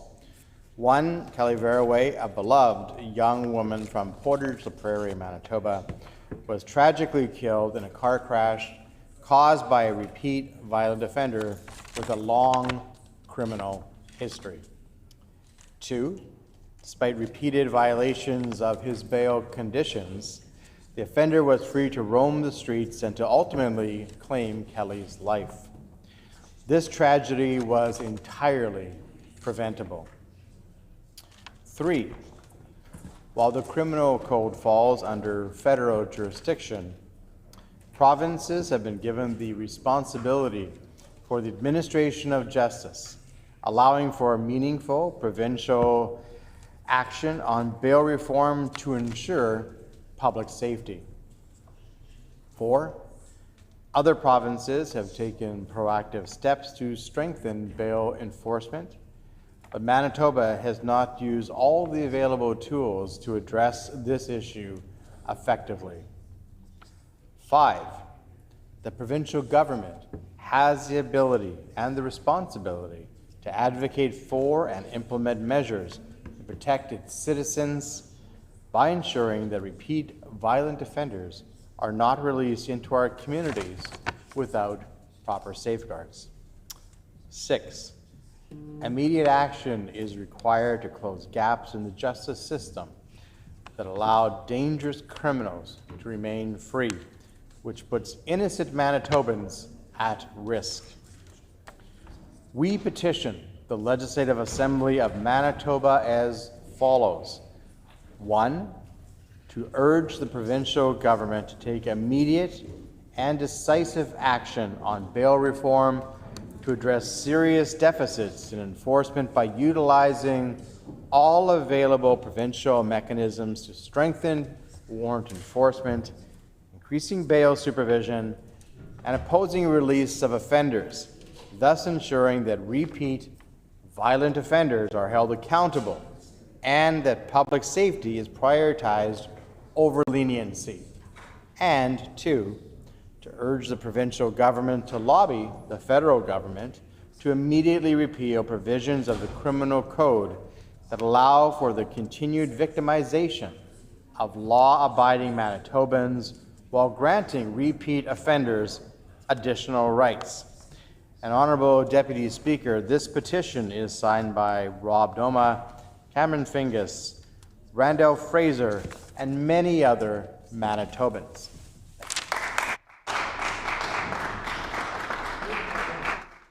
The honourable member for Borderland.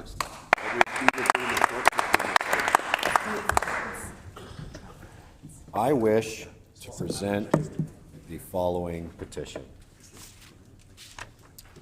To the Legislative Assembly of Manitoba. The background to this petition is as follows. Number 1, small businesses are vital in supporting their local economy, and the provincial government has a responsibility to act and support them. Number 2, the recent increase in vigilantism shows that Manitobans do not trust this provincial government to fulfill its responsibility. Number 3, more than half, 54% of small businesses in Manitoba are impacted by crime. Property damage, theft, littering, and public intoxication are some of the crimes that affect most businesses, according to the Canadian Federation of Independent Business. There has been a 44% increase in shoplifting incidents over the last year. Number 4, in order to combat this rise of crime, small businesses try unaided to implement various out-of-pocket security measures and safety training for their staff. And they face increasing costs when they incur property damage or theft. Number 5, vandalism, break-ins, and other senseless acts cannot be accepted as a cost of doing business for businesses throughout Manitoba, and the provincial government must do more to ease the burdens small businesses are carrying with its catch and release justice system. Number 6, failing to support small businesses is failing the Manitoba economy, failing Manitoba families, and failing Manitobans' dreams. Number 7, the security rebate program in place for homeowners and small businesses does not cover the real costs impacting businesses such as vandalism, property damage, and repairs.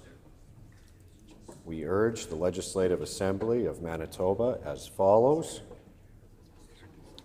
to urge the provincial government to support Manitoba small businesses through specific funding to reimburse the expenses and insurance deductibles that they incur as a result of crime.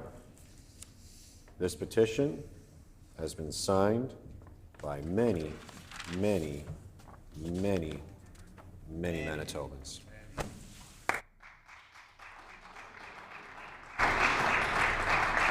The honourable member for Lakeside.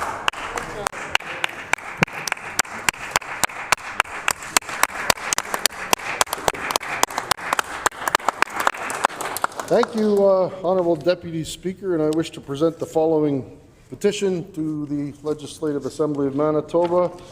And the background to this petition is as follows. Number 1, Kelly Verway, a beloved young woman from Portage-la Prairie, Manitoba, was tragically killed in a car crash caused by a repeat violent offender with a long criminal history. Number 2, despite repeated violations of his bail conditions, the offender was free to roam the streets and to ultimately claim Kelly's life. This tragedy was entirely preventable. Number 3, while the criminal code falls under federal jurisdiction, provinces have been given the responsibility for the administration of justice, allowing for meaningful provincial action on bail reform to ensure public safety.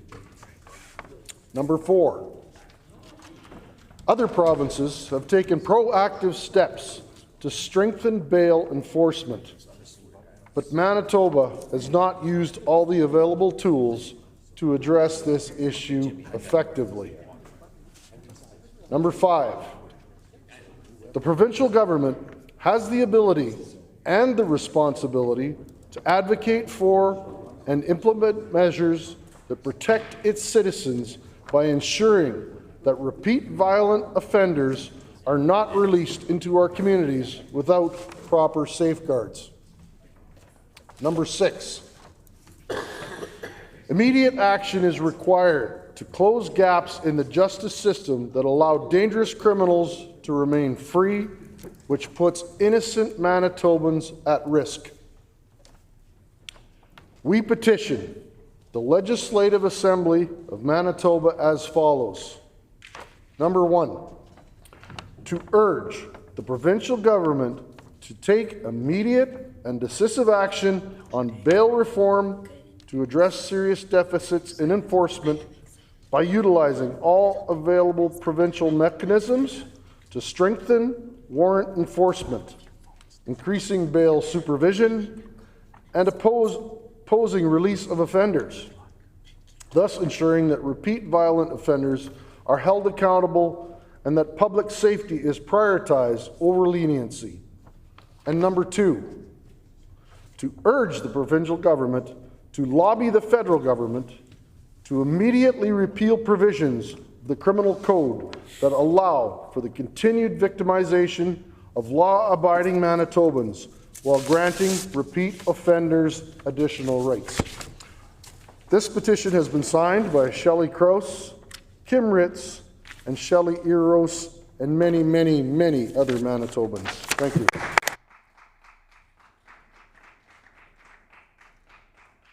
Before I call on the next presenter, we're a little out of practice, second day of session.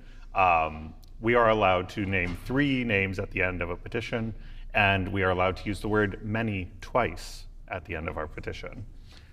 The honourable member for Dawson Trail.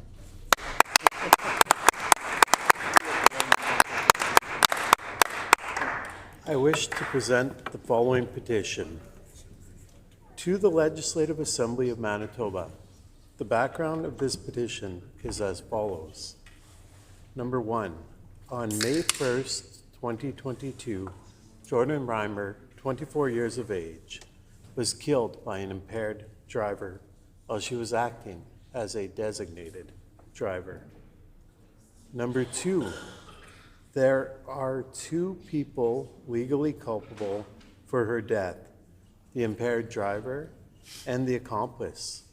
The driver was charged, but the second criminal, the accomplice, has not been held accountable. Number 3, a concerned citizen took the keys from the impaired driver earlier in the evening to ensure he could not drive impaired. The accomplice retrieved the keys from this citizen under false pretense and knowingly provided the impaired driver with access to the vehicle. Number 4, the Winnipeg Police Service, WPS, investigation provided adequate evidence to meet charging standards and recommended charges be laid against the accomplice. The Crown prosecutors declined to prosecute the accomplice. The family of Jordan Reimer has called for the prosecution of the accomplice and that the decision to not prosecute be reviewed independently. Number 6, as recently as 2022, there is a precedent to refer criminal files of decisions to not proceed with prosecution to extra provincial departments of justice for review. This was done with the Peter Nygaard file, which ultimately led to a reversal in the decision not to prosecute, and charges were laid. Number 7, an out-of-province review is supported by MAD Canada, MAD Manitoba, and by Manitobans. Number 8, the family has exhausted every avenue within the existing system. In the absence of a prescribed process, when a disagreement exists on charging standards, the only option is to request an independent out-of-province review. Number 9, in December 2024, the Winnipeg Police, WPS, reported an alarming number of impaired drivers in the holiday check stop program. Extending criminal culpability beyond the driver to those who engage in overt actions to facilitate impaired driving. Number 10, Manitobans deserve to have confidence in their provincial government and justice systems to make decisions that achieve true justice for victims and their families. We petition the Legislative Assembly of Manitoba as follows: to urge the provincial government to order an out-of-province review of the prosecutor's decision to not prosecute the accomplice in the death of Jordan Reimer. This petition has been signed by many, many Manitobans.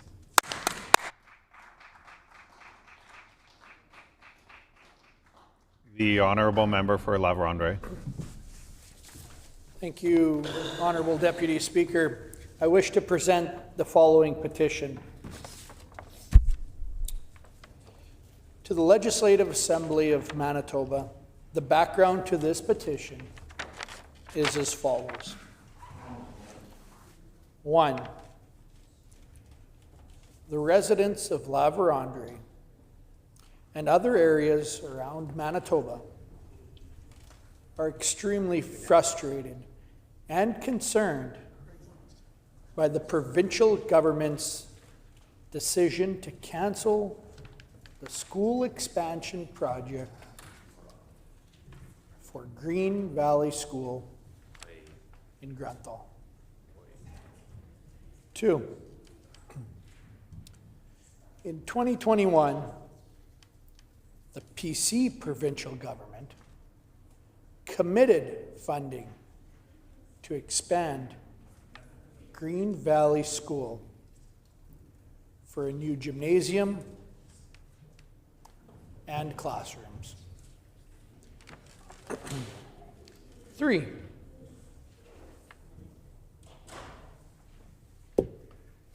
The school is so crowded that 3 mobile classrooms were added to alleviate overcrowding in classrooms. 4. In order for construction to begin, the school removed all 3 portable classrooms, leaving Green Valley in a further critical state of overcrowding. 5. As a result of overcrowding, parents are choosing to homeschool their children due to safety concerns and the challenges associated with overcrowding. 6. The current Premier of Manitoba and the Minister of Education and Early Childhood Learning have said they are committed to investing in education. 7. The concerns of residents of La Vérendrye and the surrounding area are being ignored by the provincial government. 8.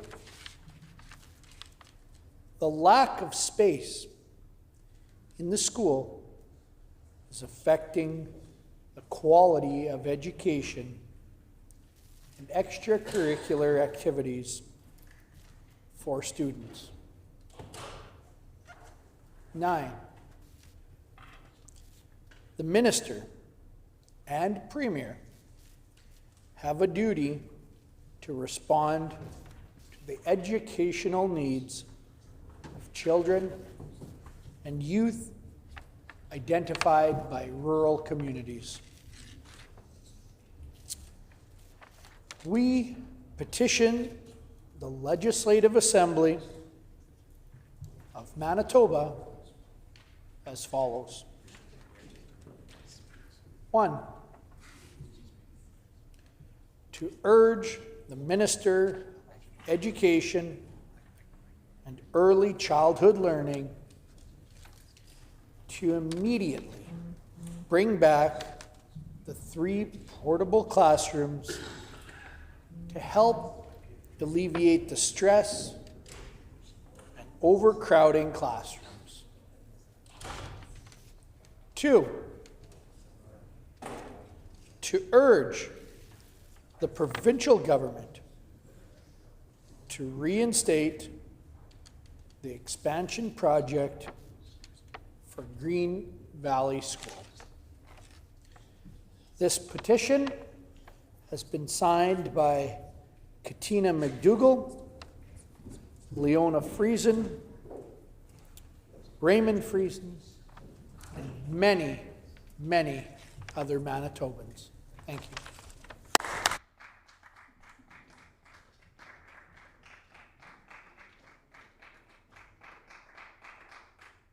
The honourable member for Rocky Mountain.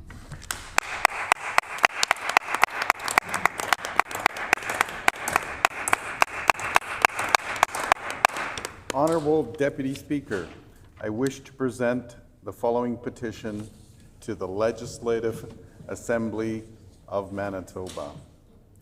These are the reasons for this petition. 1. Upgrading provincial Trunk Highway 45 will accelerate economic development as it will enhance connectivity, facilitate efficient transportation, and promote economic growth in the region. 2. Economic development will be further enhanced as improved road infrastructure attracts businesses, encourages investment, and creates job opportunities.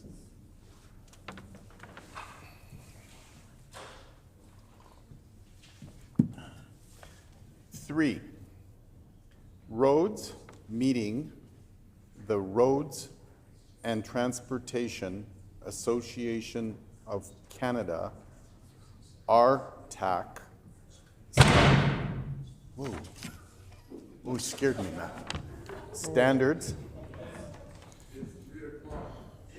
improve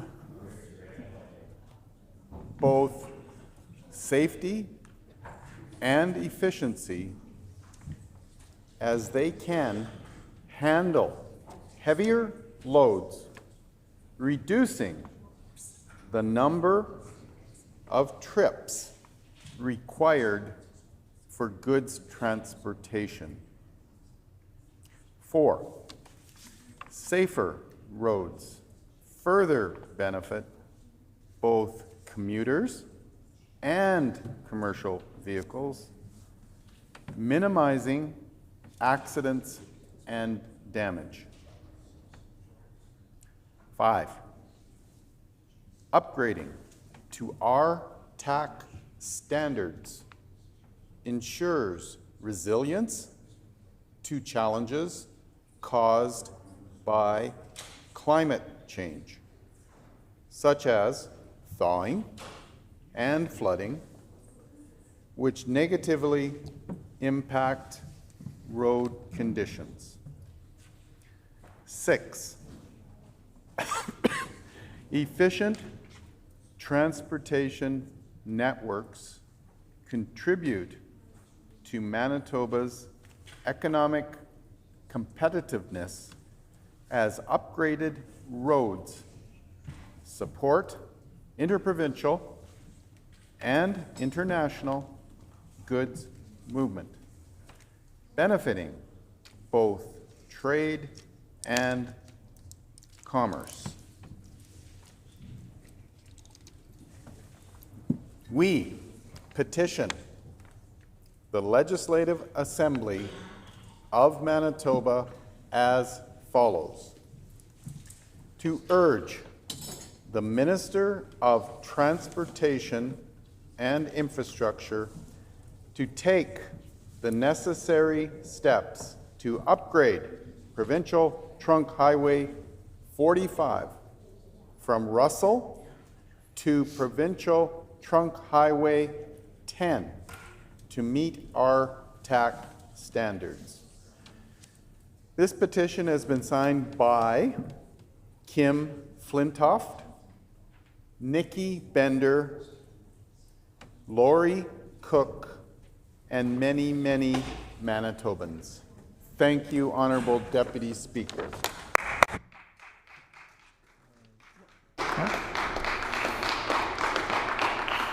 Order, please. The hour being 3:30 p.m. in accordance with Rule 2, bracket 23B, I'm interrupting petitions to terminate routine proceedings and immediately proceed to orders of the day, government business. The Honorable Government House Leader. On House business? Okay. On House business, Honorable Deputy Speaker, can you please call second reading of Bill 8, the Liquor, Gaming and Cannabis Control Amendment Act, followed by Bill 12, the Housing and Renewal Corporation Amendment Act. Honorable Speaker, I'm going to fix that for 1 minute. Let's start again.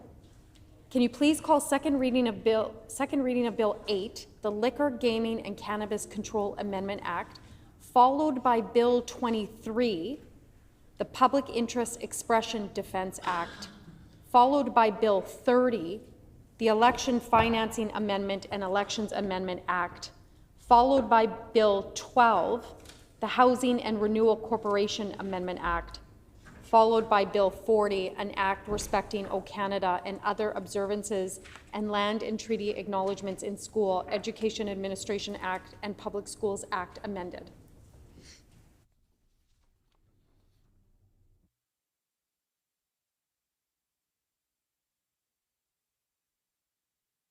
Okay. It has been announced that we'll be doing second readings of Bill 8, Bill 23, Bill 30, Bill 12, and Bill 5. Yeah, it's resuming debate on Bill 40. Apologies, resuming debate on Bill 40. So we'll start with Bill 8. And so we will start with Bill 8, and we will start with the Honorable Minister of Justice. Thank you, Honorable Speaker. I move, seconded by the Minister responsible for Sport, Culture, Heritage, and Tourism, that Bill number 8, the Liquor, Gaming, and Cannabis Control Amendment Act, be now read a second time and referred to a committee of this House.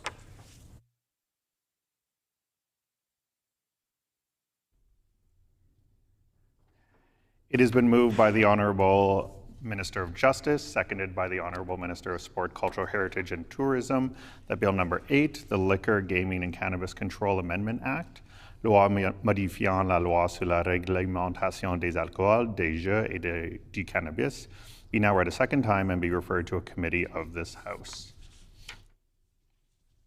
The Honorable Minister of Justice. Thank you very much, Honorable Speaker. Very pleased to rise in the House this afternoon to speak at second reading of Bill 8, the Liquor, Gaming and Cannabis Control Amendment Act.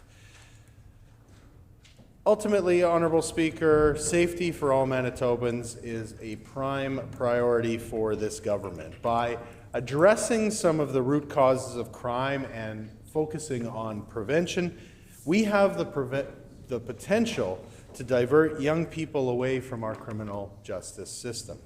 One of the ways we know that we can do this is by strengthening the guardrails that help keep addictive substances like liquor out of the hands of young people in our province.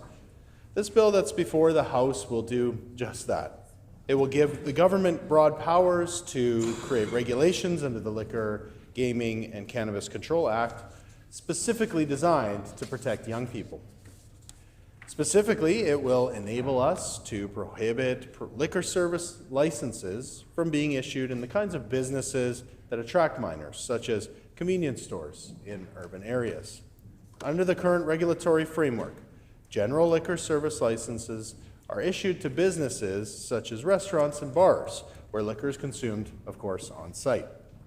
Some convenience stores sell food for consumption in dining areas within their premises, allowing them to hold liquor service licenses. However, minors are known to frequent these stores, these convenience stores, which allow them to see adult customers purchasing and consuming liquor. Bill 8 will allow the government to restrict eligibility for liquor service licenses, designating specific kinds of businesses in certain areas as being ineligible for this type of license.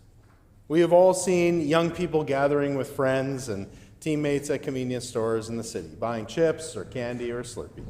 In fact, many convenience stores rely on these kinds of purchases by young people to sustain their businesses.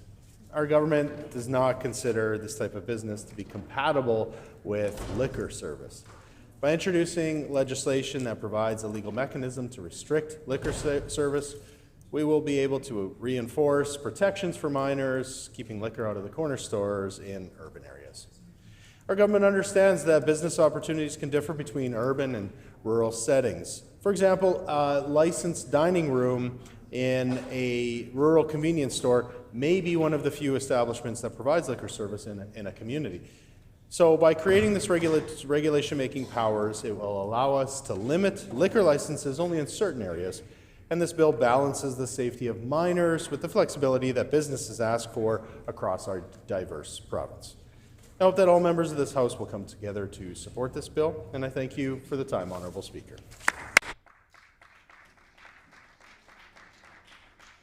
A question period of up to 15 minutes will be held. Questions may be addressed to the minister by any opposition or independent member in the following sequence. First question by the official opposition critic or designate. Subsequent questions asked by critics or designates from other recognized opposition parties. Subsequent questions asked by each independent member. Remaining questions asked by any opposing member, and no question or answer shall exceed 45 seconds. The honourable member for Lakeside. Thank you, Honourable Deputy Speaker, for the opportunity to ask some questions here. Why not just allow the municipalities to decide where and when alcohol can be served in their communities through zoning and bylaws? The Honourable Minister of Justice. Well, thank you very much, Honourable Speaker, and thank you to the critic for the question. It is important to note that we have a regulatory framework that exists through the LGCA here in the province of Manitoba, and of course that helps us have some uniformity across the province. However, I will note that this bill does give us the flexibility to work with municipalities, to understand their specific needs, and to make sure that those businesses are protected as well.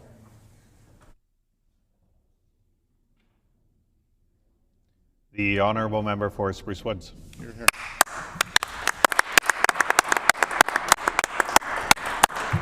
Does this bill apply in rural areas? Can a small town grocery store that has a liquor mart also have a dining room and service area?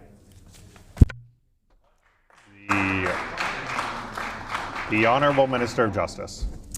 Well, thank you very much, Honourable Speaker, and big welcome to our newest member of the Legislature, the member for Spruce Woods, and I think she did a great job on her first question. Of course, her first opportunity to speak was yesterday. She did a great job, so welcome here and welcome to the team.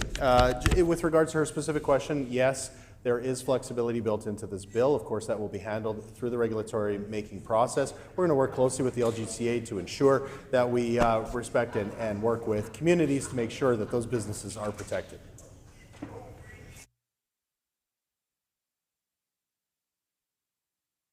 The honourable member for Spruce Woods.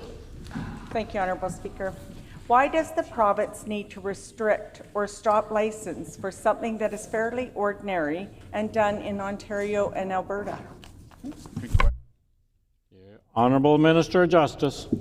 Well, of course, we're not in Alberta or Ontario. In fact, we're in Manitoba, where we have a very strong and proud history of using our public regulatory body to ensure that these kinds of products aren't served around minors. My kids go to the store to get a Slurpee every now and again, and I want to make sure that they're not also accessing, or that folks aren't accessing liquor in that same establishment. Let's keep them separate. Let's focus on the convenience stores and give businesses the opportunity to grow. The honourable member for Spruce Woods. Are you never going to issue any more license for these kind of establishments? Order, please. I would just remind the member, I recognize that she's relatively new, but all questions and comments need to be addressed through the chair. You can't specifically ask, are you doing something? The Honourable Minister of Justice. Well, again, for the record, Honourable Speaker, I think the member for Spruce Woods is doing a great job, so thanks for the question.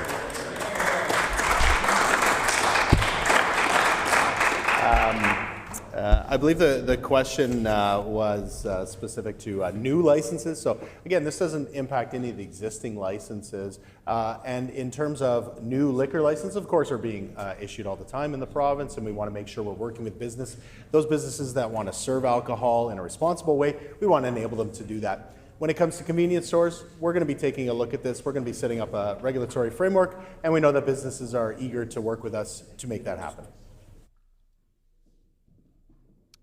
The honourable member for Spruce Woods. Thank you, Honourable Speaker. How is the minister differentiating between these businesses from other kinds of restaurants? The Honourable Minister of Justice. Again, I think a great question. First of all, the member opposite had asked specifically about urban versus rural Manitoba. There are some differentiation that we're going to be able to make there and make sure that we're bringing the appropriate regulations for rural establishments. That being said, within the context of an urban setting, a convenience store, is something that needs to be defined specifically in the regulations. We're going to be doing that work, but I think it's pretty clear. If they're selling, penny candy and Slurpees to kids, I would suggest that's not a place we should be serving alcohol. The honourable member for Spruce Woods. Thank you, Honourable Speaker. It is somewhat elitist that the minister allow a fine dining restaurant to serve alcohol in a neighbourhood, but not a chubby chicken in a gas station that has dining area and a commercial kitchen and washrooms. The honourable Minister of Justice. Well, I'm not sure I heard a question there specifically, Honourable Speaker. If there was, I asked the member to clarify. Again, what I'll say is, gas stations should stick to selling gas. Convenience stores should stick to selling Slurpees.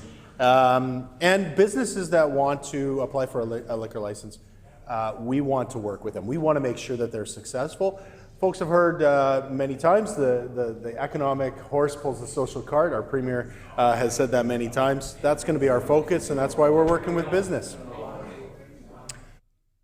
Jar is filling up over. The honourable member for Spruce Woods.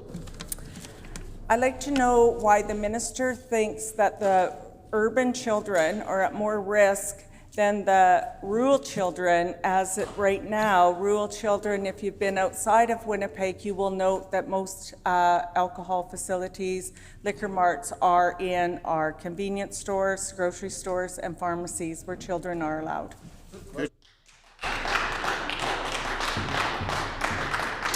The honourable Minister of Justice. Well, I feel like maybe the member opposite has lost the plot a little bit, and I do appreciate her newfound concern about restricting alcohol sales in those places that minors have access to. So when it does come to committee time, we're going to have an opportunity to have the public committee. I invite her to be there. Make sure she puts on the record very clearly that she doesn't believe that alcohol sales should happen in rural settings where minors can access that. We're trying to find that nuanced balance, but it sounds like maybe she's taking a hard line when it comes to alcohol sales in her community. The honourable member for La-Vérendrye. Thank you, Honourable Speaker. I'm sure the Minister is well aware that the majority of liquor in Manitoba is sold through private licensees. Many of those in rural Manitoba are in independently owned stores that have access to everyone, and the convenience is given to where the convenience is needed. So my question to the minister is, why will he not allow that where it's profitable for the government to run those stores and compete with private enterprise? The honourable Minister of Justice. I think maybe the member opposite's a little confused about this particular piece of legislation, because what we're talking about is alcohol sales on site in a restaurant that is essentially a convenience store. And we're talking about urban areas. So there is a lot of concern within community. We don't want to see alcohol being served or being promoted to kids. I think this is something we can all agree on.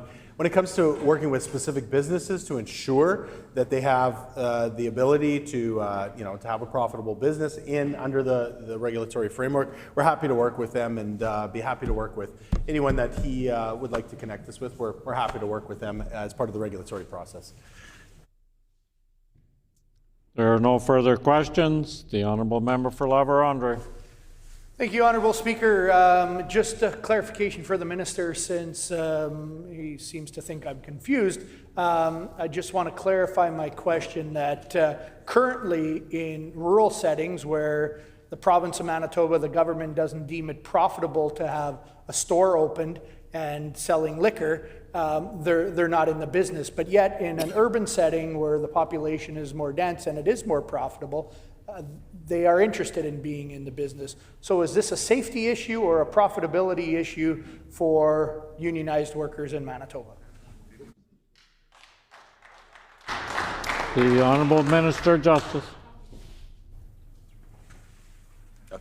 Thank you, Honourable Speaker. And to I'll take the member opposite's point. I think maybe the question, how he asked it, confused me, so I'll take that on myself. I was confused by the nature of the question. We work with our partners in rural Manitoba. We want to make sure, again, that their businesses are profitable. That's a big part of the work that we do through our regulatory powers at the LGCA. And of course, we're happy to continue to work with them. This is about protecting kids. So if he's asking whether this is about some kind of balance sheet or whether it's about protecting kids, it's about protecting kids. The Honourable Opposition House Leader. Yeah, so there's lots of municipalities that are very, very vast, and they are over the 5,000 threshold, yet any particular town within that municipality is way, way under that threshold, but all the towns added up. How is it fair to force somebody to drive the 30 or 40 miles to the neighboring liquor store rather than allowing one to open in a small town by them if the municipality is over 5,000 people? That's not fair for rural Manitoba. The Honourable Minister of Justice. Well, I guess we're getting into the B team and C team over here, because we're now getting questions that, clearly, obviously the member opposite hasn't had the bill briefing, hasn't actually looked at the bill. First of all, we do not define what is an urban area. That's going to be done in regulation. So I welcome his input in that regard. But we're not talking about new liquor stores here. We're talking about licenses for restaurants and service in a convenience store. So I think he's a bit confused. He can check in with the critics that are assigned to this bill, or I'd be happy to maybe just pull him aside. We can have a chat about it. The Honourable Opposition House Leader. Yeah, it says municipality for rural areas. It doesn't necessarily say town as a geographical area. So a municipality that is over 5,000 people, even though no single village or community in there is 5,000, they will not be allowed under this legislation to have a liquor store in a community.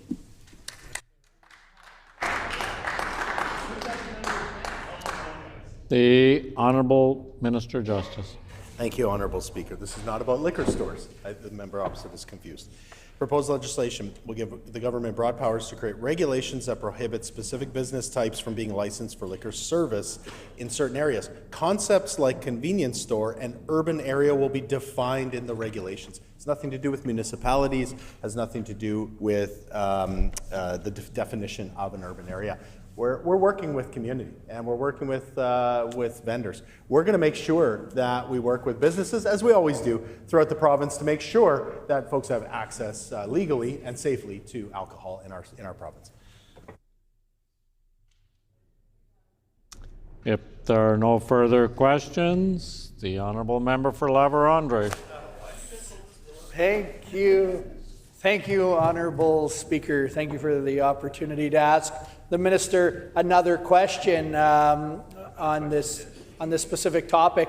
And my question is, again, the viability and why it's limited to specific stores. So he had answered that it's about safety, but yet it defines the population for discussion. So my question is, if it is about the safety, why has it not been reduced, or why has it been limited by the amount of population? The Honourable Minister of Justice. Okay, again, I think we're taking a new position once again. Members opposite delayed this bill for months and months and months. They could have taken some time to read it, maybe talk to people in rural Manitoba. I would guarantee that people in rural Manitoba want to protect kids in the same way that people in Winnipeg and Brandon and Thompson and Selkirk want to protect the kids in their communities too. Now, what the nuance is that within those communities, sometimes there are specific situations where there is only one establishment that can provide multiple services. We're going to work with them to make sure that they can provide those multiple services while at the same time protecting the kids in those communities and making sure that those alcohol sales aren't done in a way that puts them at risk. Yeah. The Honourable Member for Dawson Trail. So I'm mainly looking for a little bit of clarification because I know there's scenarios in rural Manitoba where a facility like a grocery store would be or a small convenience store would be selling alcohol in their little liquor mart. Also, that same gas station and or convenience store would also have a restaurant attached to it. Would that restaurant then be allowed to sell liquor as well, or is there a limitation according to this legislation? The Honourable Minister of Justice. Well, you know, Honourable Speaker, if you've reached one Manitoban, you've had a successful day maybe, and I think I've finally reached the member for La Vérendrye, Dawson Trail. Apologies. I will say that the exact kind of nuance that he's talking about is what's captured in this legislation. We're going to make sure that we understand within a smaller urban setting or a smaller rural setting, there is a chance that there's a business that does multiple functions. We're going to protect kids. That is the number one goal of this bill. But we're going to do it in a way that works with communities and make sure that we're also respecting the nuance that exists out in rural Manitoba. We're happy to hear from him at the committee. I'm sure he'll be able to bring some good ideas to that process as well. The time for questions has ended. The floor is open for debate. No one. The Honourable Member for Spruce Woods.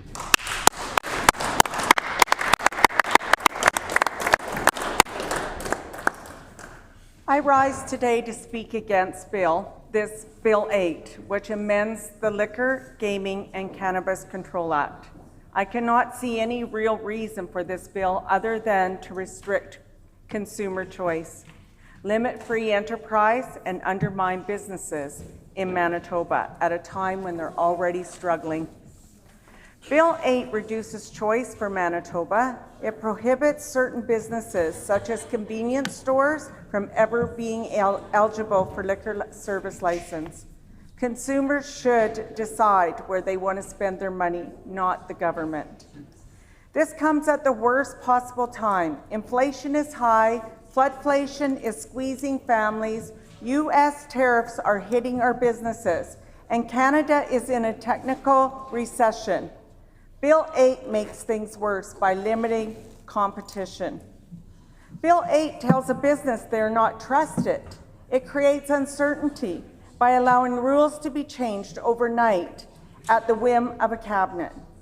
Businesses cannot thrive when government picks winners and losers. The NDP say they're worried about liquor sales near schools, but at the same time, they just were planning not too long ago to have a government-sanctioned drug injection site across the street from a high school. Yeah. That is not consistent policy. In cities, liquor marts are the main source of alcohol. In rural Manitoba, small private stores and groceries have long sold alcohol responsibility. That system works.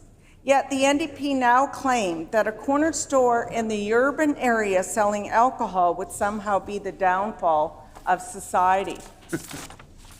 This is not about public safety. The reality is the NDP do not want competition for liquor marts. Bill 8 shields a government monopoly while pretending to protect communities. Municipalities already have zoning tools to decide where businesses should operate. Bill 8 strips that authority away and hands it to the minister and LGCA. This is unnecessary centralization.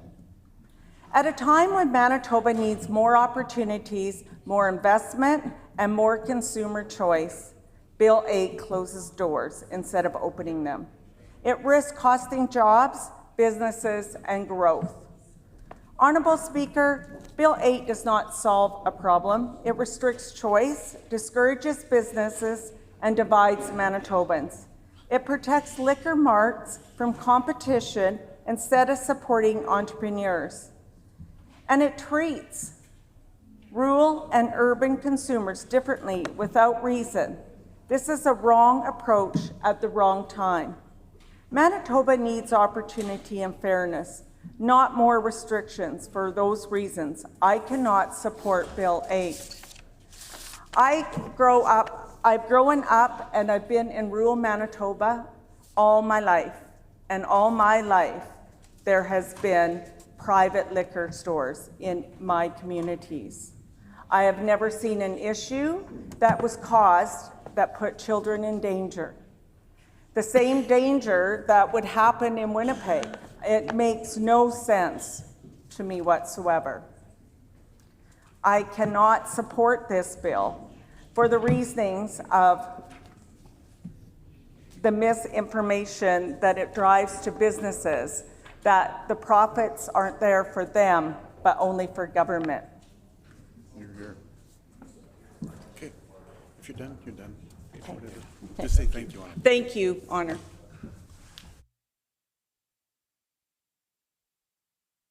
The honourable member for Lakeside. Thank you, Honourable Speaker, and thank you for the opportunity to rise here today and speak of Bill 8. I do want to congratulate my colleague from Spruce Woods for becoming, well, number one, the opportunity to stand today for first opportunity to speak on a bill, and also to become the new critic for liquor and lotteries. But I appreciate the opportunity to stand here today too, being the former critic. Now, Bill 8 here, we're finding is limiting our opportunities in both rural and urban Manitoba for the reasons of new business owners look for different opportunities to capitalize on their businesses. We have many new Canadians that are buying convenience stores and whatnot, and selling liquor could be an option. And yet the NDP continues to use the leverage of keeping it away from our kids. As my colleague from Spruce Woods had mentioned, much the same in rural Manitoba for me, where I come from. Just about every small town has a liquor store in it, just down the street from the high school or the elementary school. So to me, it's a pretty lame reason for having to introduce this legislation when we believe that it'll give consumers more choice, no matter where they are in Manitoba, whether it be urban or rural. In my little town there of Warren, where I live, the liquor store has moved about 3 different times over the years, and it's always been closed. The kids all walk by it every day to get from the elementary school to the high school to jump on the bus. So it was certainly didn't create any issues there that we're aware of, but that's just how it is in small town Manitoba. Now, another concern about this bill, and we're starting to see it now from the passing of Bill 9, Honourable Speaker, back in the spring with the cannabis bill, is, and my colleague from Interlake Gimli brought it up there earlier, was the population. Now, I have constituents and business people that want to set up cannabis stores in other areas of Manitoba, but they can't because of the population of the municipality being collectively too great for them to set up in the small town within that municipality. So it's concerning that moving forward with this bill, that we could run into the same type of problems with business owners wanting to set up in small town and urban places in Winnipeg, Thompson, Brandon, or where it might be. So it is definitely a concern. That's why we oppose this bill, because those consumer choices. Order, please. The hour being 4 o'clock, 4 p.m., I'm interrupting debate in accordance with Sub-Rule 2, Bracket 23. Within 2 sitting days of the resumption of the fall sitting, the questions for second reading of designated bills must be put.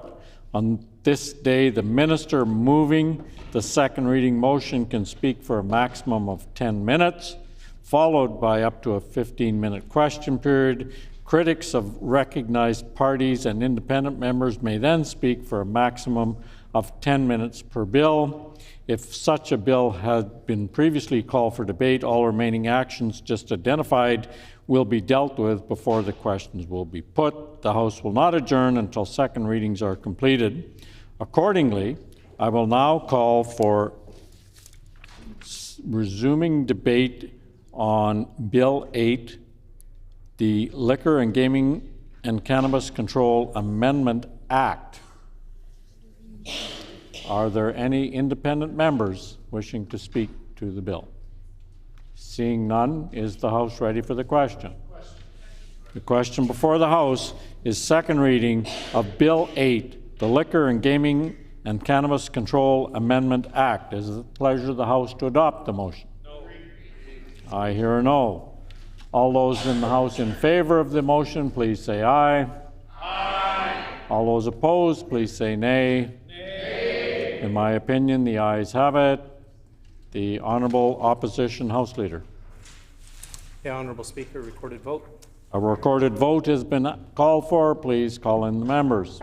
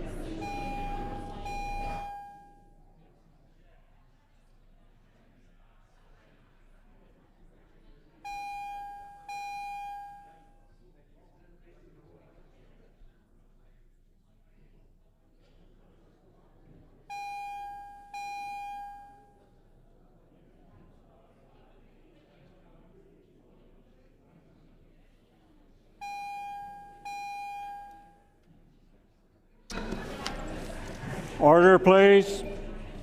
The 1 hour for the ringing of the division bells has expired. I am therefore directing the division bells be turned off and the House proceed to the vote.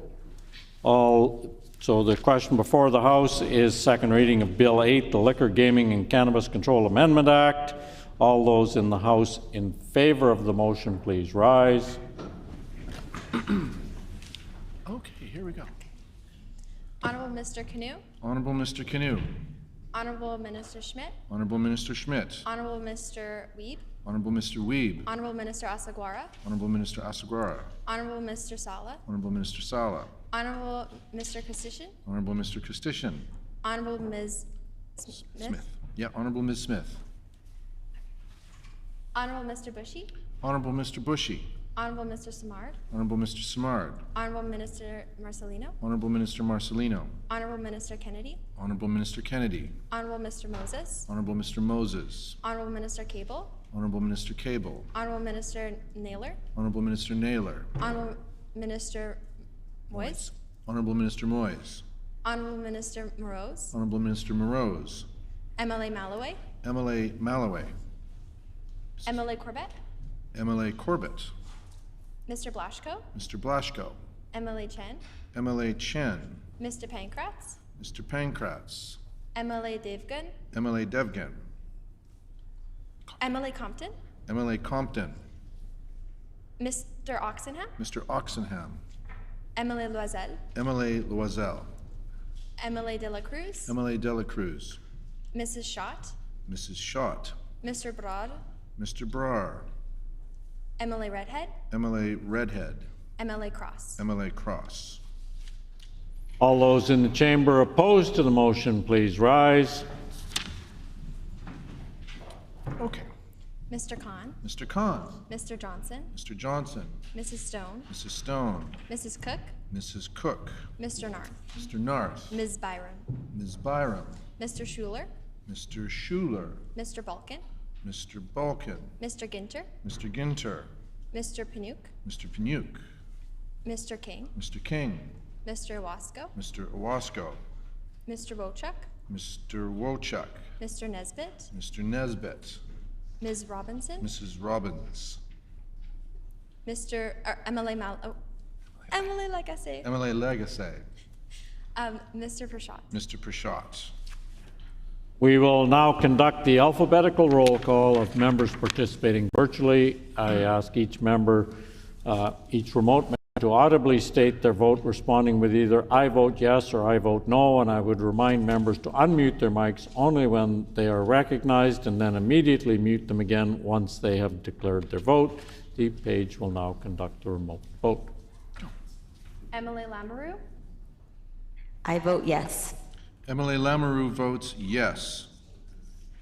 Honorable Minister Sandhu, I vote yes. Honorable Mr. Sandhu votes yes. Mr. Wharton, I vote no. Mr. Wharton votes no. First time, well done. thank you.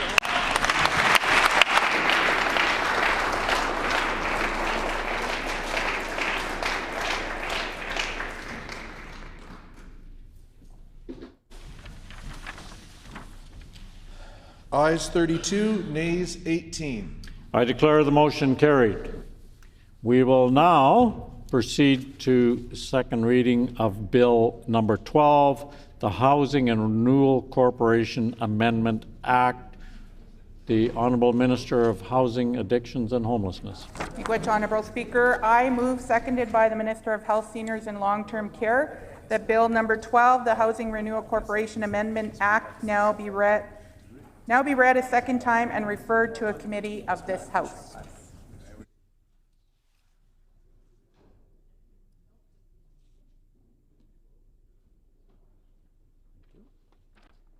It's been moved by the Honorable Minister of Health, Seniors and Long-Term Care, seconded by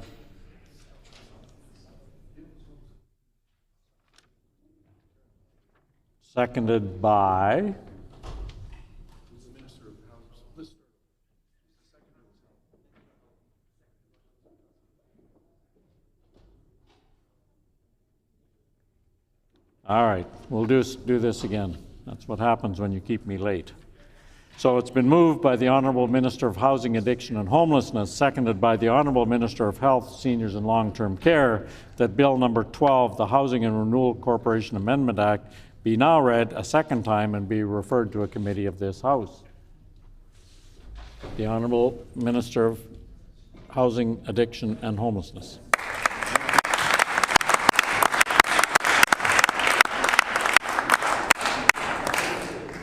Miigwech, Honourable Speaker. Our government has made housing affordability a top priority to ensure that all Manitobans have a place to call home.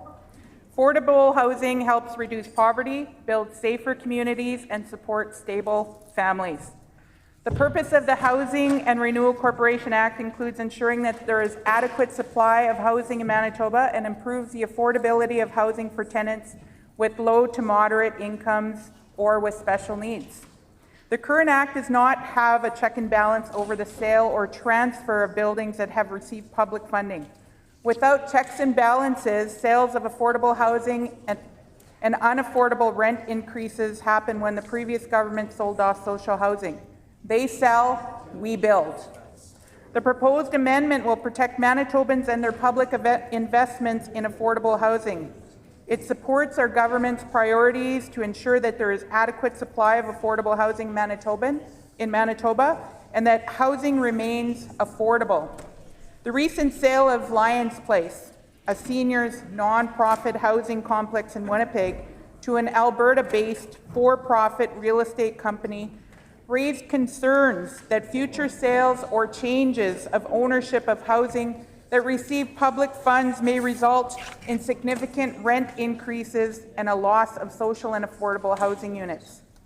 The Lions Place sale prompted Manitobans to advocate for the prevention of future sales of publicly funded housing. So, Honourable Speaker, we listen to Manitobans, and Bill 12 will ensure that an owner of a funded building cannot sell or demolish a building or use the building for a purpose other than social and affordable housing without the prior written consent of the Manitoba Housing Renewal Corporation. This legislation would apply to all projects that receive at least 15% provincial funding or federal funding under the Social Housing Agreement for the cost of acquisition, rehabilitation, conversion, or construction in the form of grants, loans, or mortgage financing, and funding agreements entered into for new agreements or expiring or existing agreements after the date law comes into effect. Owners, subsequent owners, or leases of 21 years or more. So this will affect over 150 existing projects with over 5,000 rental units. They're expected to be covered by this legislation. So these are all new projects that receive at least 15% of this funding from the province that will be covered. Quebec passed similar legislation in 2022 that required nonprofit housing organizations to receive approval from the minister before the sale of any asset funded by the province or federal funding for building acquisition, restoration, or renovation. So, Honourable Speaker, Bill 12 will protect Manitobans by providing a measure of control over the sale or transfer of buildings that have received public funding that will help preserve our social and affordable housing stock over the long term. I invite all members of this House to support Bill 12, which will protect taxpayers' public investments in affordable housing. Miigwech, Honourable Speaker.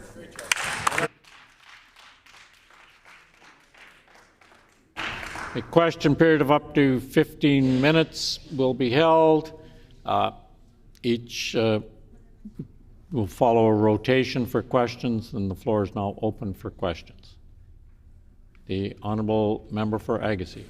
Thank you, Honourable Speaker, and thank you to the Minister. I just want to start off by asking who was consulted when you were working on preparing this bill? The Honourable Minister of Housing, Addiction and Homelessness. So thank you for that question. So Manitobans were consulted. They were really concerned about the previous government, PC government, selling off Lions Manor. They approached us, asked us to protect taxpayers' money and ensure that any investments 15% or more is protected so that affordable housing stays affordable. Unlike the previous government who sold off, we will continue to build. We will continue to ensure that taxpayers' money is secured and that we are ensuring that affordable housing stays affordable, unlike the previous government. The honourable member for Agassiz. Thank you, Honourable Speaker. The minister made reference to having checks and balances included in this bill, and I'm just wondering if she is able to share with us here in the House today, elaborate a little bit more on what those checks and balances might look like. The Honourable Minister of Housing, Addiction and Homelessness. I thank the member for that question. So if the member was listening to the preamble that I had shared, again, they would have, anyone that is trying, that has 15% or more from government funding, provincial funding, or federal funding, would have to get permission from Manitoba Housing and Renewal Corporation to either sell, demolish, or if they wanted to sell, they would have to keep it affordable. So that's a check that we would ensure that if they sold that, the new owner would have to ensure that that housing stayed affordable. If they demolished and rebuilt, they would have to rebuild the same amount of affordable housing in those units that would be rebuilt. The honourable member for Agassiz. Okay, so in response to that, does the minister really believe that adding red tape, which will also add uncertainty and control, how will this work and reduce, I guess, it'll create a new housing, I'm sorry, I'm not sure where I'm going with that. Let's start this again. Why should Manitoba families have to pay the price for this government's interference and adding further red tape into this process? The Honourable Minister of Housing, Addiction and Homelessness. Well, actually, Manitobans aren't paying any price. They're paying the price of the former government and what they did when selling off Lyons Manor, not investing in affordable housing. We're taking the boards off of Manitoba Housing and investing in actually putting folks into those housing. Unlike previous government, we're listening to Manitobans who want to protect taxpayers' money, ensuring that affordable housing stays affordable. And Homelessness Winnipeg is in support of this. Nonprofit housing association and other sector representatives are in full support of this. They're wondering why this previous failed government is holding up this bill, why they didn't pass it, why they are continuing to be against a bill that is protecting taxpayers' money and keeping affordable units affordable so that Manitobans can get into these homes instead of being homeless. Time has expired. The honourable member for La Vérendrye. Thank you, Honourable Speaker. And my question for the minister would be if she and her department have done any analysis on how this would affect investment in the real estate market for affordable housing in our province. The Honourable Minister of Housing, Addiction and Homelessness. So 15% of taxpayers' money that is invested into nonprofit social housing. The folks that are investing in nonprofit social housing are folks that want to support folks in affordable housing. So I would ask the members opposite why they're against helping folks get into affordable housing and why they're holding up this bill and why they don't want to protect taxpayers' money. No one's against this bill except members opposite. Nonprofit housing association and other sectors are in support of this. This is protecting taxpayers' money that's been invested into the sector. Nobody is stopping anyone from selling off. We're just simply Time has expired. The honourable member for Agassiz. Thank you, Honourable Speaker. This bill will discourage developers from investing here in Manitoba. They'll need the province's permission to sell or divest their assets. Why is this government wanting to meddle in the open real estate market? The Honourable Minister of Housing, Addiction and Homelessness. We are ensuring that taxpayers' money stays with taxpayers. I'm not sure why the members opposite want to sell off affordable housing. I know when they were in government, they were doing just that. We are taking an opposite approach. We see homelessness on the rise. We are responding to that by supporting and making sure the wraparound supports are there and protecting nonprofit housing, affordable housing. Unlike members opposite, we are taking a different approach. We are listening to Manitobans, which Manitobans told us that Bill 48 is the way to go. Protect taxpayers' money, ensure that nonprofit housing stays in the nonprofit sector. We are not prohibiting sale. We are saying that they need to come and get permission and First ensure time has that expired. The honourable member for La Vérendrye. Thank you, Honourable Speaker. And on this side of the House, we're hearing time and time again by real estate investors that they're reluctant when the government sticks their hands into their opportunities and options on managing their portfolios. So my question to the Minister is, if we see a decline in private investment into affordable housing, does this province, the province of Manitoba under the NDP, plan on investing more of our tax dollars into affordable housing? The Honourable Minister of Housing, Addiction and Homelessness. we actually see more folks coming forward to help support affordable housing. That's why we've increased our tax incentives, so $8,500 for folks that are building not affordable market rent housing, $13,500 for those that are supporting affordable. We are investing, we are building, we are supporting. We are taking a different approach. That's why we are protecting affordable housing that is 15% or more investment from the provincial government and from the federal side. Unlike members opposite who sold off, we're going to continue to build, we're going to continue to support and ensure taxpayers' money that has been invested into housing for affordable units is protected. Your time has expired. The honourable member for Agassiz. Thank you, Honourable Speaker. Will housing costs increase because of a lack of investment from developers who don't want to partner with this NDP government? The Honourable Minister of Housing, Addiction and Homelessness. Well, right now we have approximately 152 existing projects, which is about 5,000 housing units that are expected to be covered by this legislation.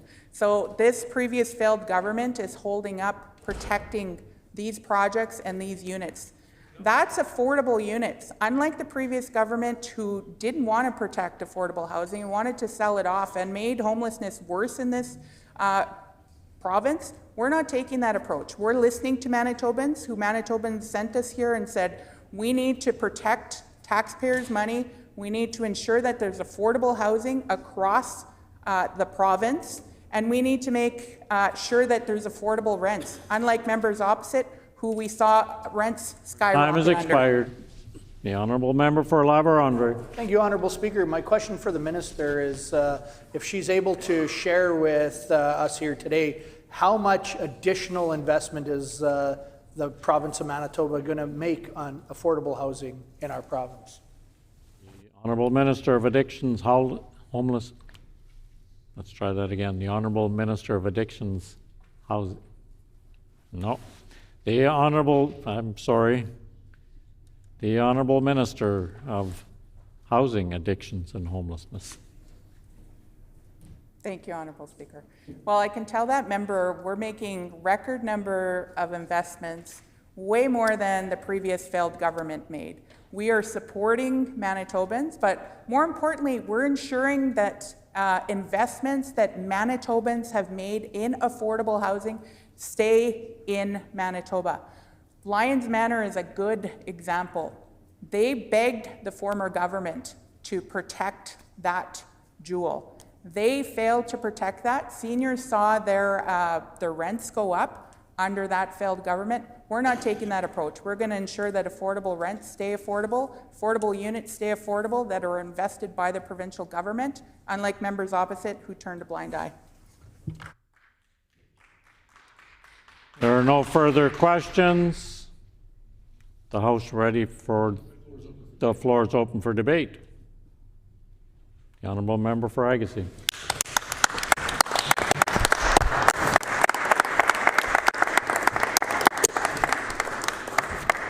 Thank you, Honorable Speaker. I rise today to speak strongly against Bill 12, the Housing and Renewal Corporation Amendment Act. This legislation, introduced by the NDP government, may sound good on paper, but let's be clear, it will do the exact opposite of what Manitobans need here right now. At a time we see families across Manitoba that are struggling to buy groceries and also find affordable homes. When rents are rising and when the housing crisis is at its worst in decades, this bill will make matters worse. Instead of encouraging investment in affordable housing, it will discourage developers from building.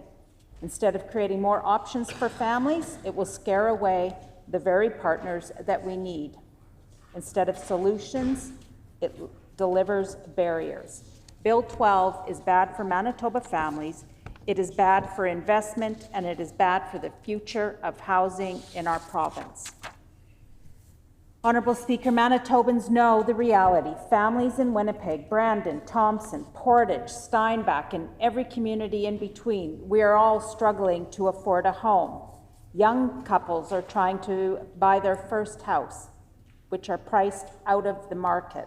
Seniors on fixed incomes are worried about rising rents. Low-income Manitobans are waiting for social housing. The list gets longer and longer every year. What Manitobans need right now is more investment, more building, more partnerships that deliver new units. We need developers who are willing to work with government, with nonprofits, with communities to add to our housing supply. But Bill 12 sends the opposite message.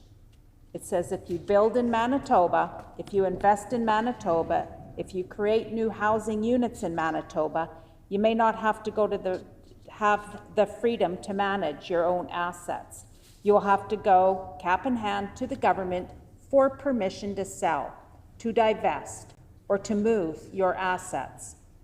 That, Mr. Speaker, Honourable Speaker, is not a recipe for investment. That is a recipe for developers fleeing our province and discouraging investment.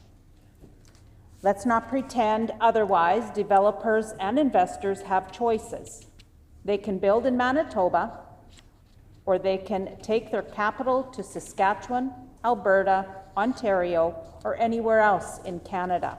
They can choose to invest here, or they can choose to invest where governments welcome them, not where governments interfere in their decision-making. Bill 12 tells developers, the NDP doesn't trust you. Bill 12 tells investors, Manitoba is closed for business. And what happens when developers walk away? What happens when investors say no? The supply of housing shrinks. The cost of housing goes up. The waiting list for affordable housing gets even longer, Honourable Speaker. This bill doesn't just discourage development. It worsens the housing crisis here in our province. It punishes Manitobans looking for that affordable home. Government meddling in this market is not right. Mr. Speaker, housing markets are complex. They work when government creates... Order, please. I just need to remind the member that the correct way to address the speaker is Honourable Speaker, not Mr. Speaker. The Honourable Member for Agassiz. I stand corrected, Honourable Speaker. Housing markets work when government creates stability, predictability, and fair rules. They fail when government meddles, when government second guesses, when government inserts itself into decisions best left to partners on the ground. Bill 12 is government meddling at its worst. It requires developers to seek provincial permission to sell their own assets. It creates, again, additional red tape, uncertainty, and delay. And in real estate, uncertainty kills investment.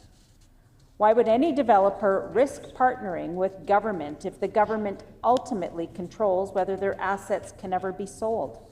Why would any builder take on the risk when the government has the final say on what they can and cannot do with their property?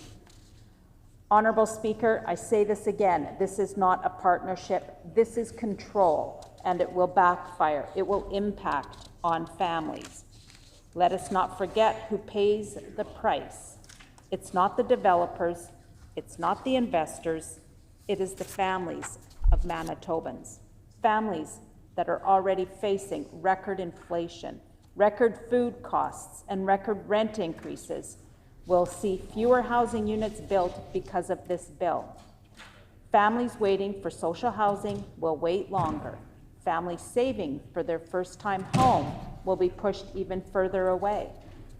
Bill 12 takes hope off the table for Manitobans, and in the middle of a housing crisis, it's just unacceptable.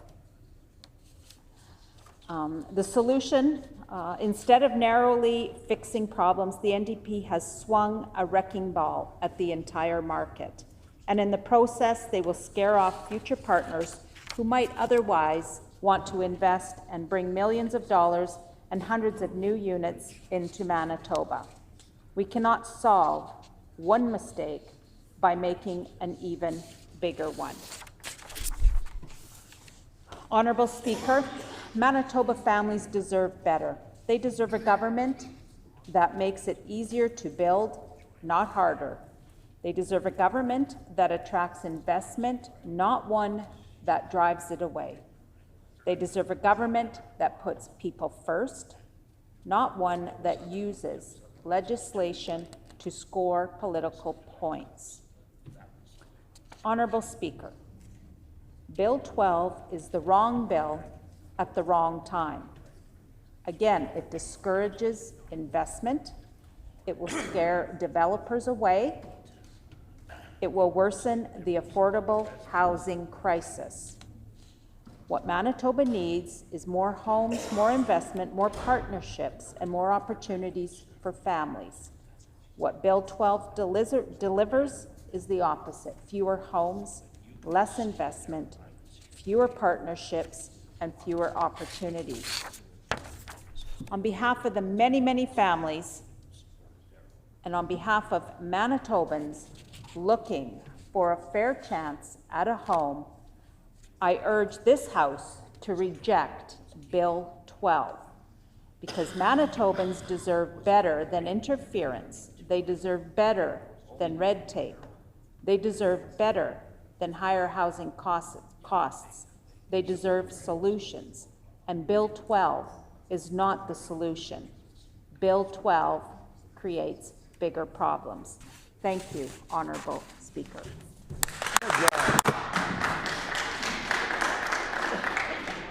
So the question before the House then is second reading of Bill 12, the Housing and Renewal Corporation Amendment Act.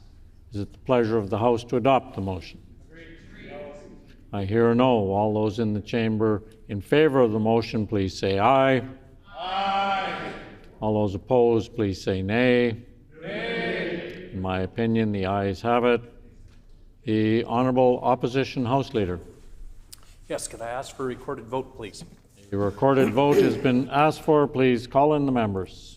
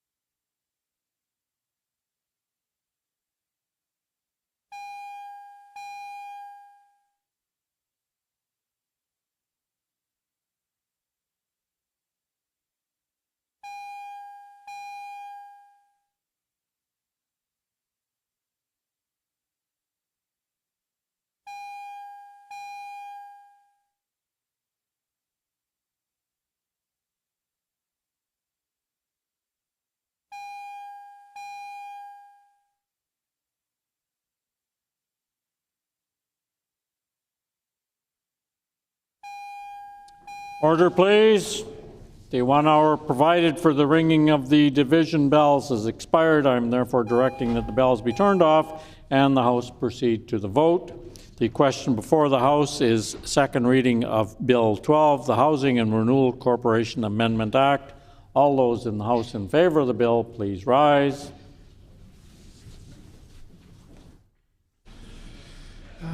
Okay. Honorable Minister Schmidt, Honorable Minister Schmidt. Honorable Mr. Wiebe, Honorable Mr. Wiebe. Honorable Minister Asaguara, Honorable Minister Asaguara. Honorable Minister Sala, Honorable Minister Sala. Honorable Mr. Costician, Honorable Mr. Costician. Honorable Ms. Smith, Honorable Ms. Smith. Honorable Mr. Bushy, Honorable Mr. Bushy. Honorable Minister Marcelino, Honorable Minister Marcelino. Honorable Minister Kennedy, Honorable Minister Kennedy. Honorable Mr. Moses, Honorable Mr. Moses. Honorable Minister Cable, Honorable Minister Cable. Honorable Minister Naylor, Honorable Minister Naylor. Honorable Minister Moyes, Honorable Minister Moyes. Honorable Minister Morose. Morose, Honorable Minister Morose. MLA Malloway, MLA Malloway. MLA Corbett, MLA Corbett. Mr. Blaschko, Mr. Blaschko. MLA Chen, MLA Chen. MLA Pankratz, MLA Pankratz. MLA Devgun, MLA Devgan. MLA Compton, MLA Compton. Mr. Oxenham, Mr. Oxenham. MLA Loisel, MLA Loisel. MLA Dela Cruz, MLA Dela Cruz. Mrs. Schott, Mrs. Schott. Mr. Brar, Mr. Brar. MLA Redhead, MLA Redhead. MLA Cross. MLA Cross. All those in the House opposed to the motion, please rise. Okay. Mr. Khan, Mr. Khan. Mr. Johnson, Mr. Johnson. Mrs. Stone, Mrs. Stone. Mrs. Cook, Mrs. Cook. Mr. Narth, Mr. Narth. Ms. Byram, Ms. Byram. Mr. Schuler, Mr. Schuler. Mr. Balkin, Mr. Balkin. Mr. Ginter, Mr. Ginter. Mr. Panuk, Mr. Panyuk. Mr. King, Mr. King. Mr. Iwasko, Mr. Wasko. Mr. Wochuk, Mr. Wochuk. Mr. Nesbitt, Mr. Nesbitt. Mrs. Robbins, Mrs. Robbins. MLA Lagacé, MLA Legacy. Mr. Pershot. Mr. Pershot. We will now conduct the alphabetical roll call of members participating virtually. And as a reminder to all virtual members, please respond clearly with either I vote yes or I vote no, only when your name is called. And also remind members to unmute their mics only when they are recognized and then immediately mute it again once they've declared their vote. The page will now conduct the virtual vote.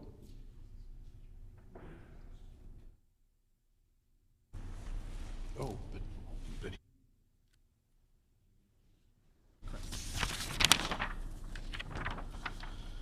MLA Lamoureux, I vote yes. MLA Lamoureux votes yes. Honorable Mr. Sandhu, I vote yes. Honorable Mr. Sandhu votes yes. Mr. Wharton, I vote no. Mr. Wharton votes no. Well done, first time.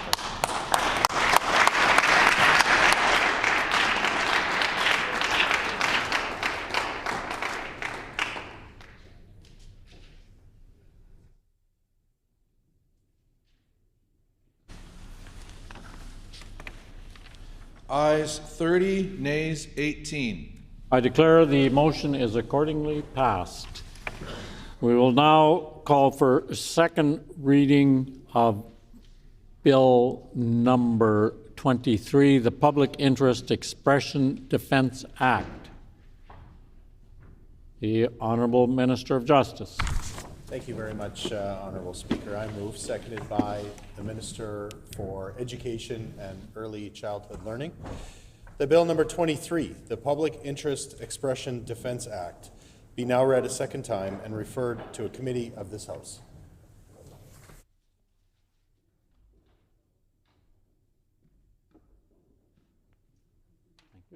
Been moved by the Honorable Minister of Justice, seconded by the Honorable Minister of Education and Early Childhood Learning, that Bill number 23, the Public Interest Expression Defense Act, be now read a second time and be referred to a committee of this House. The Honorable Minister of Justice.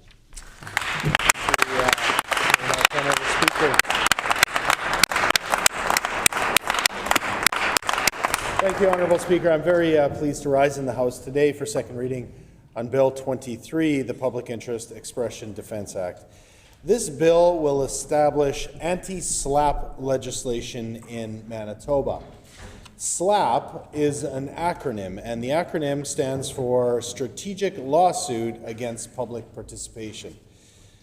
These lawsuits can be used as mechanisms to silence or deter participation in debates of issues of public interest.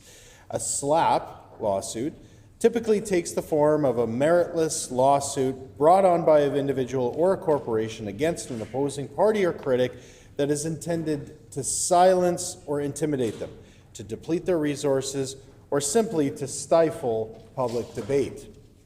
In addition to news organizations, SLAPPs are commonly brought against citizens who publicly comment on health or environmental violations, circulate petitions, or otherwise engage in public information campaigns, and especially against those who make allegations of sexual misconduct.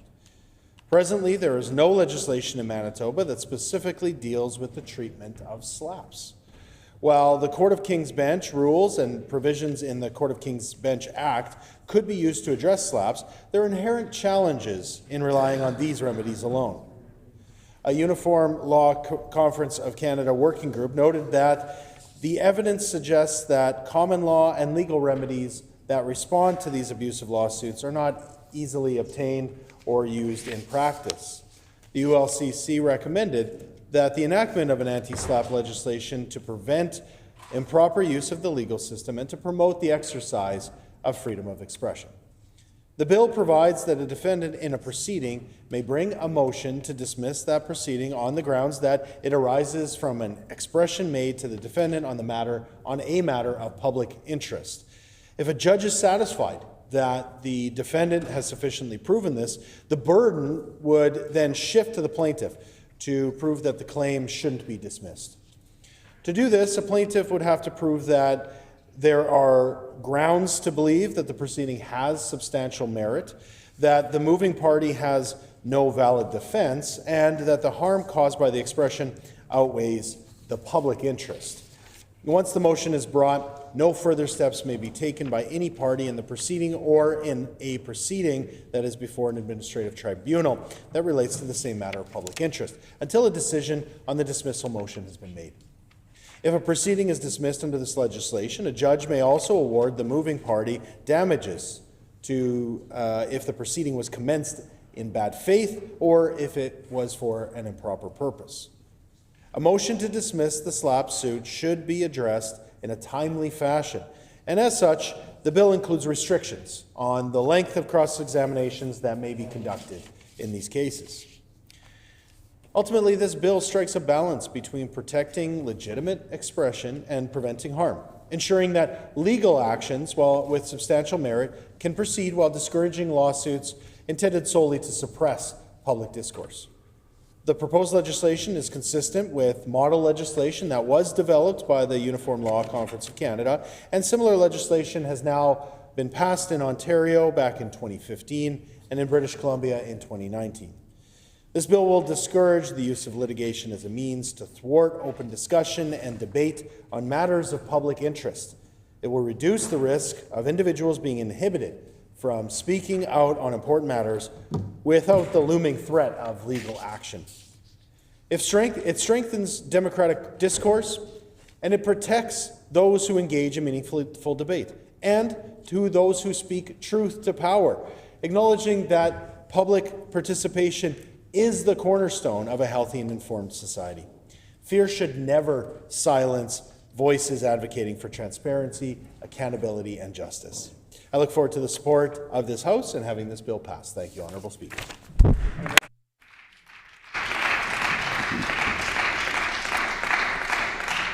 A question period of up to 15 minutes will be held. Questions may be addressed to the minister by any opposition or independent member in the following sequence. First question by the official opposition critic or designate. Subsequent questions asked by critics or designates from other recognized opposition parties. Subsequent questions asked by each independent member. Remaining questions asked by the opposition members, and no question or answer shall exceed 45 seconds. The floor is now open for questions. The honourable member for Brandon West. Well, thank you, Honourable Speaker, and we know that this legislation will impact many Manitobans.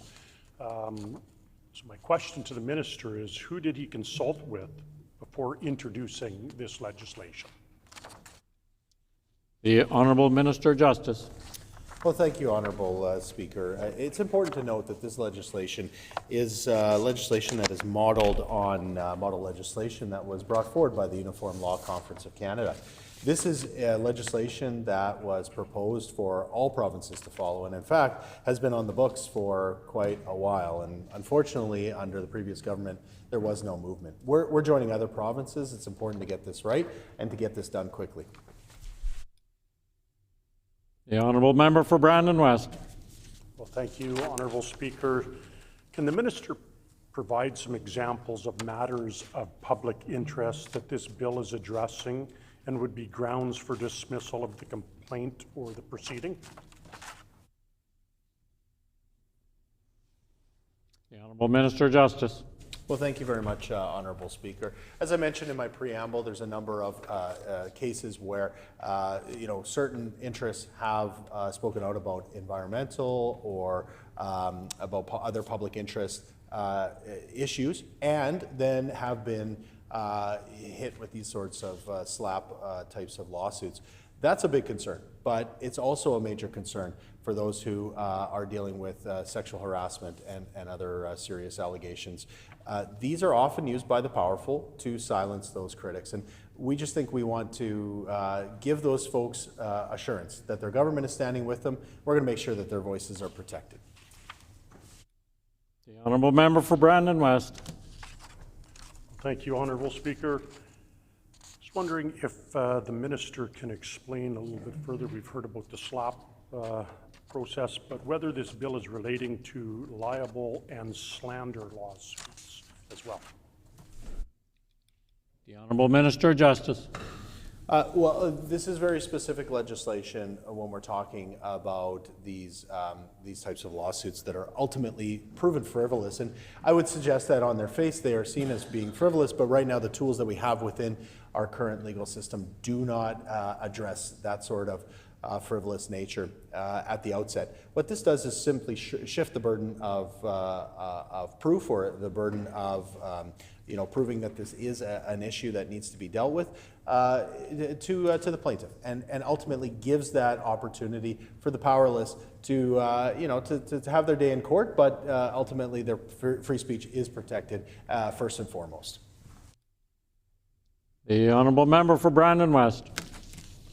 Well, thank you again, Honourable Speaker. I have a two-part question for the minister on this one. Is how does this proposed legislation compare with other Canadian jurisdictions, and what other Canadian jurisdictions presently have this legislation in place? The Honourable Minister of Justice. Well, I appreciate the question from the member opposite. There are currently two other provinces that have legislation that is very similar or identical to the legislation that we're bringing forward here. As I mentioned in my preamble, the government of Ontario has had this on the books for a number of years, and then the the province of BC also has this. So this is something that was proposed by the Uniform Law Commission, and we're simply following suit. The honourable member for Brandon West. Thank you, Honourable Speaker.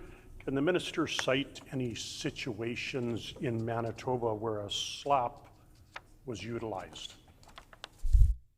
The honourable Minister of Justice.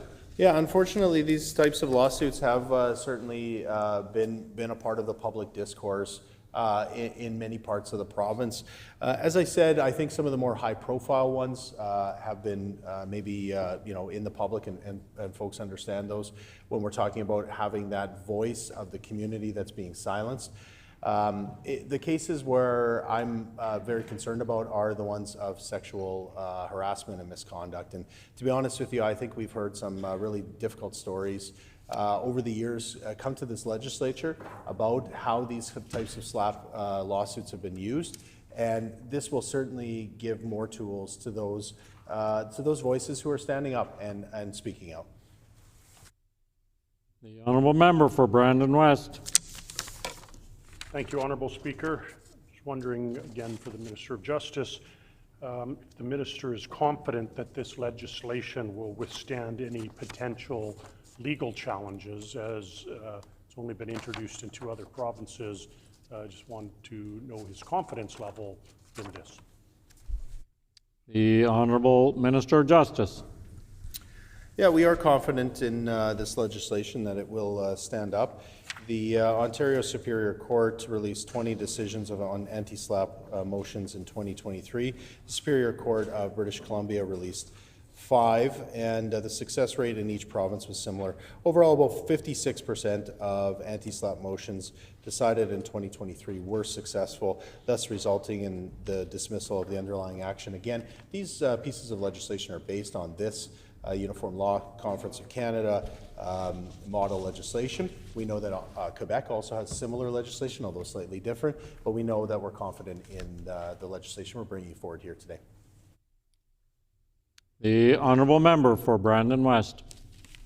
Thank you, Honourable Speaker. Again, Minister of Justice, are there any unintended consequences that could arise out of this legislation once it's implemented? The honourable Minister of Justice. Well, I think it is important for us to get this legislation right. Part of this process here in Manitoba is that as we bring pieces of legislation forward, first reading and then of course at second reading, we do get the opportunity to listen to the public. I look forward to the committee hearings that will take place after this stage in the bill process. I think it's important to listen to Manitobans, and that's certainly what we intend to do to make sure that we do get this legislation right. The honourable member for Brandon West. Well, thank you, Honourable Speaker, and I agree it's important to listen to Manitobans and listen to the people that are impacted by such legislation. Question to the Minister is, did any concerns get brought up by the individuals that he was consulting with regarding this legislation? The honourable Minister of Justice. Well, as I said, Honourable Speaker, we know this is important legislation, and it's legislation, quite frankly, that should have been enacted years and years ago. But of course, under the previous government, there was no action in this regard. We're playing catch up here in Manitoba, but that does give us the perspective of what's been done in other provinces and how we can do things better. So it is important to listen, and now that the opposition has stopped delaying this bill, that we'll actually see it go to committee, I look forward to hearing from Manitobans. The honourable member for Brandon West. Well, thank you, Honourable Speaker, and I'd just like to ask that question again because I really didn't get an answer. Talked about our party and what we did with this bill, but the question was whether or not he had any information brought forward to the Minister that would cause any concerns with this bill. The honourable Minister of Justice. As I said, we're very happy to be bringing this legislation forward, and quite frankly, it's still bewildering to me why exactly the opposition delayed this legislation to even getting to this point. But I guess I shouldn't be surprised because we know under the previous government they had an opportunity. This model legislation was presented to them and they had the opportunity to move forward on it, and they didn't. And I think it speaks to their values. It speaks to their, their dynamics that their party prioritizes, maybe the powerful rather than those who are being affected by the powerful. We take a different approach, Honourable Speaker. I look forward to bringing this to committee and hearing from Manitobans about it. The honourable member for Brandon West. Well, thank you, Honourable Speaker. Perhaps third time's a charm, because there's still no answer. Was there any concerns brought forward during the consultations? The Honourable Minister of Justice. Well, the member opposite won't take no for an answer. But what I will say is that he is, again, rather than seeing the merits of this bill, not giving Manitobans a clear idea of exactly why they oppose it, other than this, I guess, ideological bent towards protecting the powerful rather than protecting those who speak to that power. Again, Honourable Speaker, let's listen to Manitobans. We're happy to continue to work with them. But I do know that members opposite should move this bill along finally and get out of the way. Let's get this important piece of legislation passed. The honourable member for Brandon West. Well, thank you, Honourable Speaker. And again, that's the ideology coming from this minister and this government is get out of the way and we'll just ram this through. And that's why we cautiously waited to look at this legislation so that we could review it.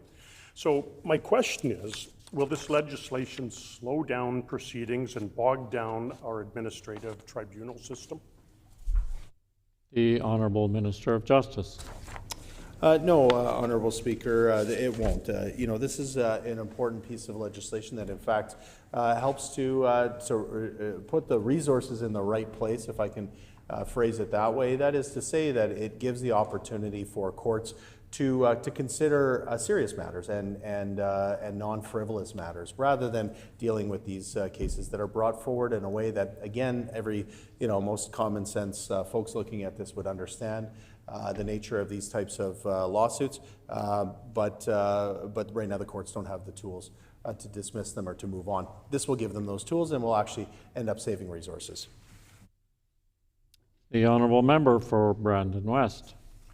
Thank you, Honourable Speaker. And with the great resources available to the government benches, I'm just wondering if there's been any analysis made of how much court time this could potentially save and what that court time could be used for.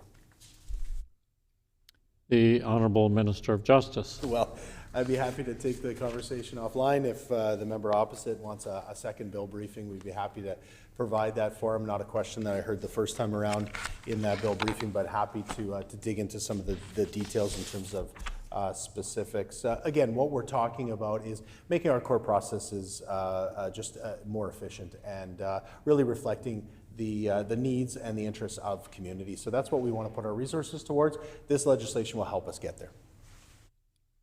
The honourable member for Brandon West. Well, thank you, Honourable Speaker, and I'll end with this question because I see that the minister is stumbling and having a very hard time answering a lot of the questions on his own legislation.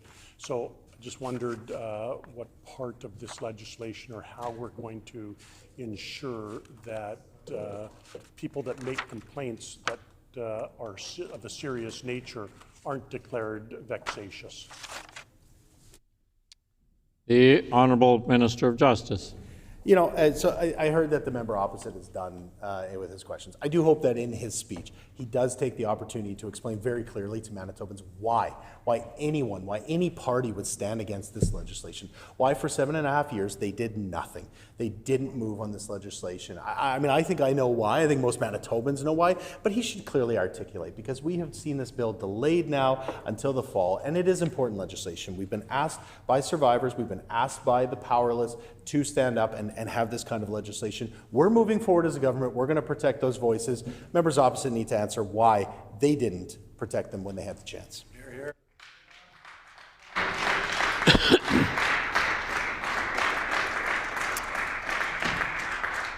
So the question before the House is second. Oh, okay, let's do that. The floor is open for debate. The honourable member for Brandon West.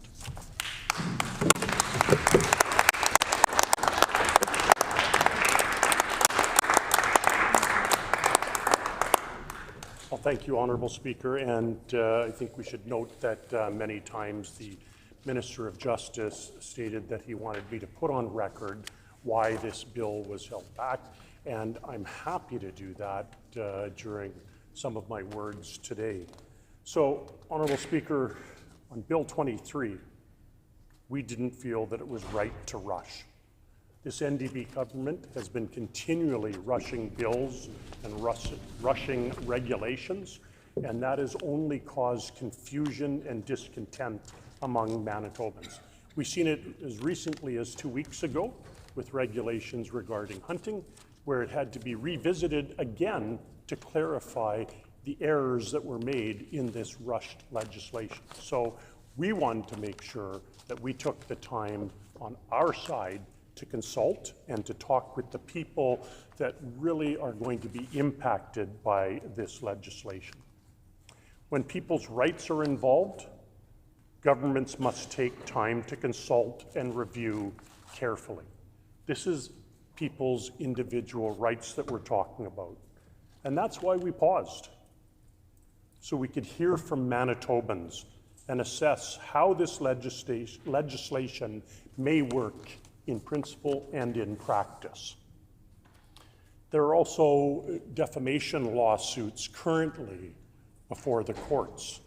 And some of those cases, Honourable Speaker, could potentially fall within the scope of anti-SLAPP legislation. And it would have been reckless to charge ahead without understanding these implications. We took the time to consult with legal experts on these matters and get their very valued feedback. Feedback that oftentimes this Minister of Justice and this NDP government neglect. We took time to review the state of the law and to consult further with other territorial jurisdictions. And now we're here with Bill 23. But let me be clear. While this bill is a step forward, it does not fully address the issues it attempts to correct. It offers a starting position, but not a clear solution, and certainly not a finish line. Honourable Speaker, much of the concern around SLAPP suits comes from how organizations respond when problems are raised. And too often, when accountability and transparency are lacking, the public has no choice but to bring these issues forward. We wanted to ensure that we balanced this process with individuals that feel aggrieved and want to bring this forward. When institutions are mismanaged, when oversight fails, and when legitimate concerns are ignored, Manitobans are left with only one recourse, and that's to speak up publicly.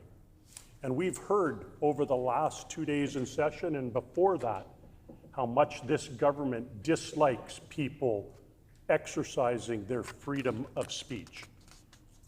But we appreciate when people do that. We appreciate when people take the time to talk to us, to consult, and to bring their grievances forward.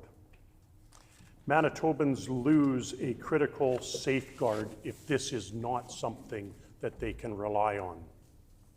Communities lose their ability to shine a light on wrongdoing, on waste, or on mismanagement, and the result is less accountability, not more.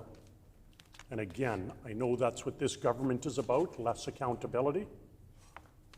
We're advocates for accountability. And that's why, Honourable Speaker, anti-SLAPP legislation truly matters. But this is also why Bill 23 feels incomplete. Yes, it acknowledges the problem. Yes, it sets out the framework for dealing with strategic lawsuits against public participation. but it does not fully answer the question of how to protect Manitobans who are compelled to speak out.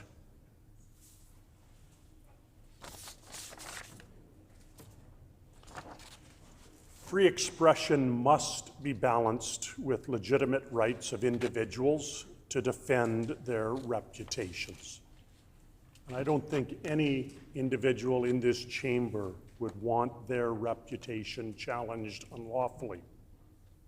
But the balance struck here is not clear enough. It leaves gaps and uncertainties that will inevitably be tested in our courts.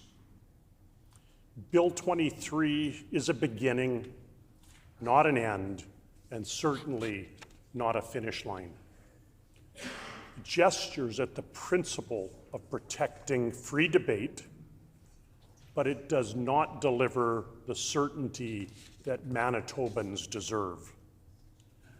Manitobans need assurances that their right to raise concerns publicly will be defended. They need to know that mismanagement and lack of accountability cannot and ought not be hidden behind expensive lawsuits designed to imitate and to silence. This bill brings that begins this conversation, Honorable Speaker, but it does not end it. The work of protecting free expression, ensuring accountability, and respecting legitimate legal rights remains unfinished. And for that reason, Bill 23 is a first step, but we will continue to press for stronger, clearer protections that Manitobans truly need. So to answer the Minister of Justice question, why was this bill paused? It was needed. It was important to pause and consult with stakeholders before moving forward, to make sure the legislation would work properly for Manitobans. With defamation lawsuits currently before the courts, which may potentially fall within the purview of anti-SLAPP legislation, we believed it was prudent and necessary to carefully review the situation before taking a position on this legislation.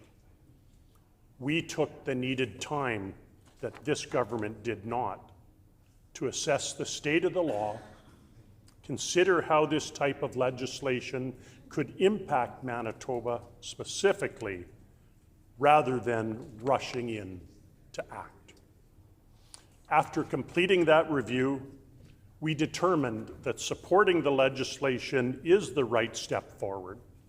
Protecting free expression while ensuring legitimate legal claims can be heard is the responsible way to move forward. Thank you, Honourable Speaker.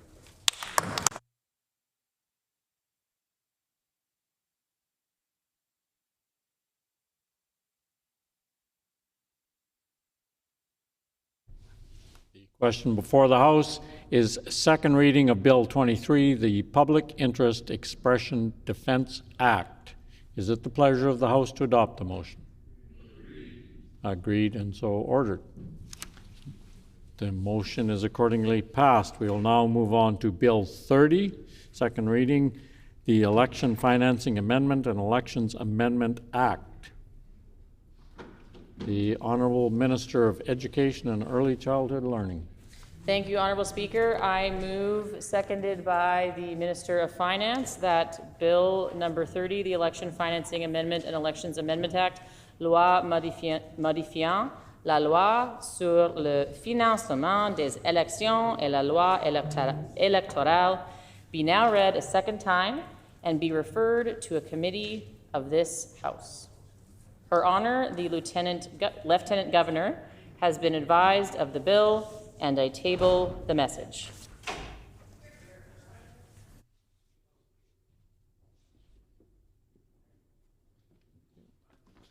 So So it's been moved by the Honourable Minister of Education and Early Childhood Learning, seconded by the Honourable Minister of Finance, that Bill number 30, the Election Financing Amendment and Elections Amendment Act, be now read a second time and be referred to a committee of this House. Her Honour, the Lieutenant Governor, has been advised of the bill and the message has been tabled. The Honourable Minister of Education and Early Childhood Learning. Thank you.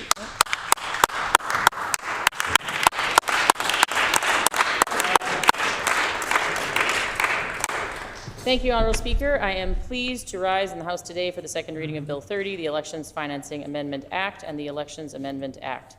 This bill will make amendments to both the Elections Financing Act and the Elections Act to address issues regarding contributions, advertising, voting at returning offices, and strengthening penalties for offenses, and knowingly promoting or publishing false and damaging information. Democracy is incredibly vital in Manitoba and across the country.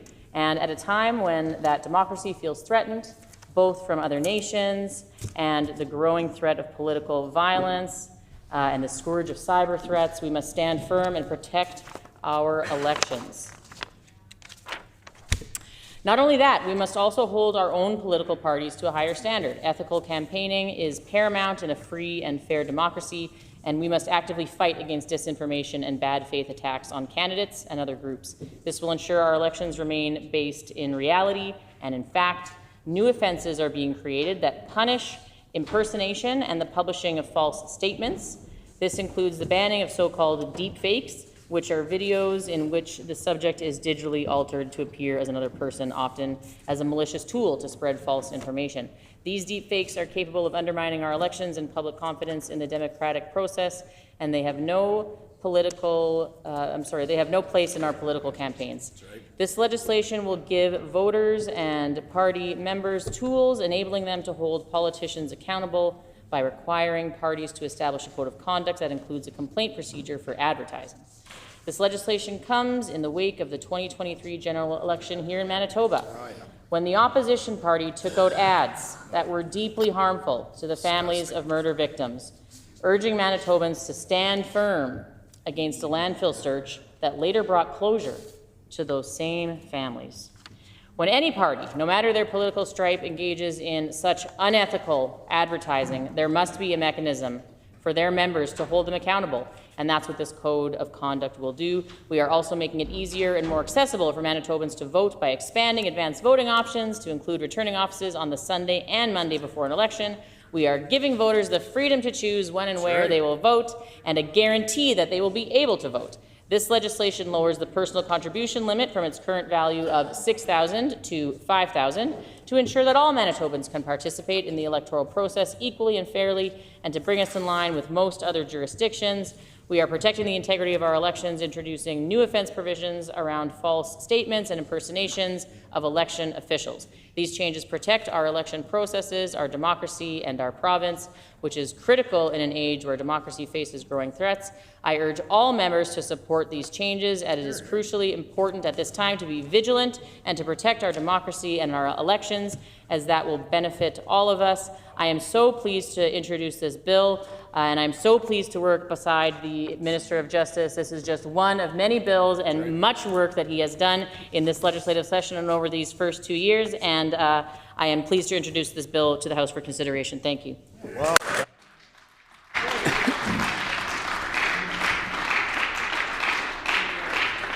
A question period of up to 15 minutes will be held. Questions may be addressed in the standard rotation, and no question or answer shall exceed 45 seconds.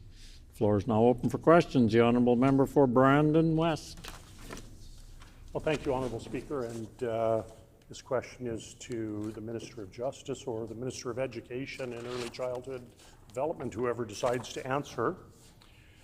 Is the $2,500 maximum auditor fee high enough to cover the costs of an audit of election expenses for a campaign? The Honourable Minister of Justice. Well, thank you, Honourable Speaker. And indeed, I think anyone on this side of the House would be happy to stand up and answer questions with regards to this important legislation, because what it does is it keeps big money out of our politics. It establishes a code of conduct that all parties will have to follow, including the members opposite who ran under one of the most deplorable campaigns in Manitoba history, and it will ultimately fight the disinformation we know is infesting our politics. Anyone on this side of the House is happy to answer these questions because it's time to hold parties to account for their actions. Here, here. The honourable member for Borderland. Does this new administrative scheme for monitoring false statements not put the Election Commission in a difficult position that risks their neutrality? Would it not be better for other authorities to enforce these kinds of laws, such as the courts, through civil lawsuits? The Honourable Minister of Justice.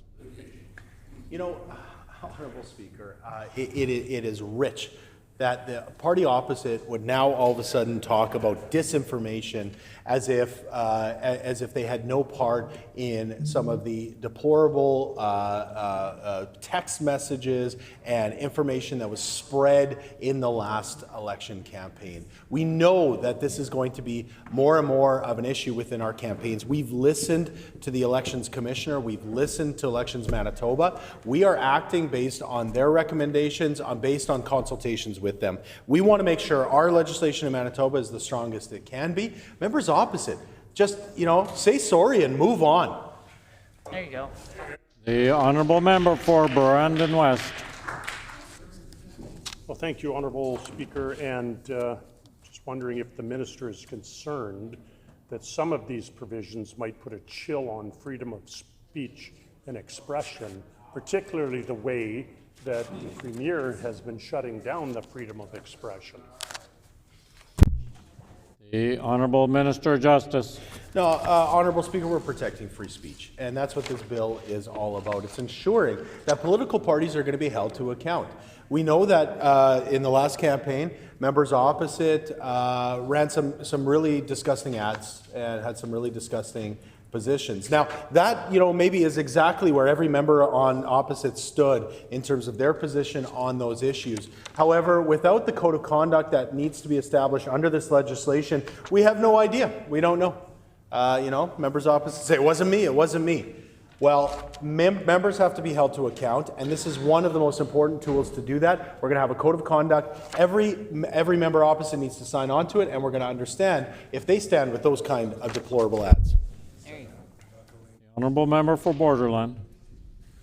Well, this is very concerning, Honourable Speaker. These are serious questions because the government, this NDP government, has supported an NDP Premier supported the Minister of Families, the MLA for St. John's, who just in recent days put out some very appalling and repugnant stuff.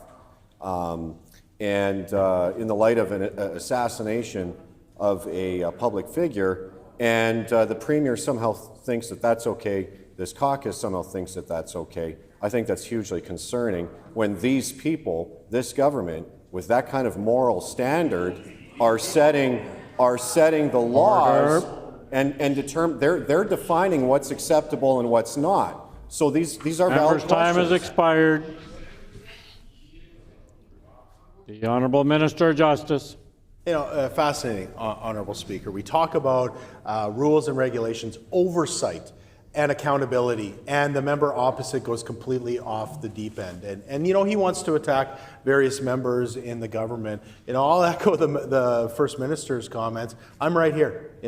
Direct the questions at me. Let's keep it about this bill. What this bill is just simply ask for that kind of accountability. Enforces to that all members opposite have to stand up and say that they stand with those ads that spoke against missing and murdered Indigenous women, that talked about standing firm and talked about not bringing a serial killer to justice. Well, Honourable Speaker, they need to be accountable for that. This legislation will help ensure that they are. Hear, hear. The Honourable Member for Brandon West. Well, thank you, Honourable Speaker. So my question is, does the Elections Commissioner have sufficient resources and staff to be able to enforce these new rules? and new duties being created by this legislation? And will this government provide that proper funding? The Honourable Minister of Justice. Well, Honourable Speaker, the member opposite knows that Elections Manitoba is funded through a nonpartisan committee of this House, specifically designed to take politics out of these kinds of conversations. And this legislation is drafted based on the advice given to us by the Chief Electoral Officer. And so we are moving and we are taking action to make sure that that is what's happening here. But again, it's curious that all of a sudden members opposite are all up in arms. In fact, they're willing to delay this bill rather than moving it forward. I would say most Manitobans understand the threat of disinformation in election campaigns. You know, why aren't members opposite willing to simply support this bill and act? Well, again, I think it's clear based on their actions in the last election campaign. The Honourable Member for Borderland. Well, thank you, Honourable Speaker. We're going to try to get some answers out of the Minister of Justice. These are serious questions. How will the neutrality of the Election Commission be ensured when they are determining what statements are false or accurate? The Honourable Minister of Justice. Wow. I think that's a new low, honestly, Honourable Speaker, questioning Elections Manitoba and the nonpartisan nature in which they operate in our province. We are not the United States of America. We do not have an electoral system that's in question or can be questioned, because people know that our electoral officer is someone who does their job with the highest integrity and professionalism. I'm dumbfounded, Honourable Speaker, why members opposite would question whether the Chief Electoral Officer and their focus on keeping our elections safe and secure, why they should be questioned. The Honourable Member for Brandon West. Well, thank you, Honourable Speaker, and some of the information in this bill seems a little bit self-serving for this government. Particularly when it comes to donations. So does the federal government and other provinces allow testamentary instruments or documents from deceased states to allow donations to political parties? The Honourable Minister of Justice. Okay. Honourable Speaker, what this is a bill that keeps big money out of politics. Of course, we know under the previous government, Brian Pallister, Heather Stephenson, well, they had a lot of money and they knew a lot of people with a lot of money, and so they just went to their rich friends and said, we want you to bankroll our campaigns. We do it a little differently. I know members get small donations from regular Manitobans. That's what this is about, is making sure that we keep those contribution limits in check, and that we ensure that average Manitobans have as much of a voice as those wealthy donors that bankroll certain members opposite. No further questions. And the question before the House. Floor is open for debate. I really am in a hurry. The Honourable Member for Brandon West.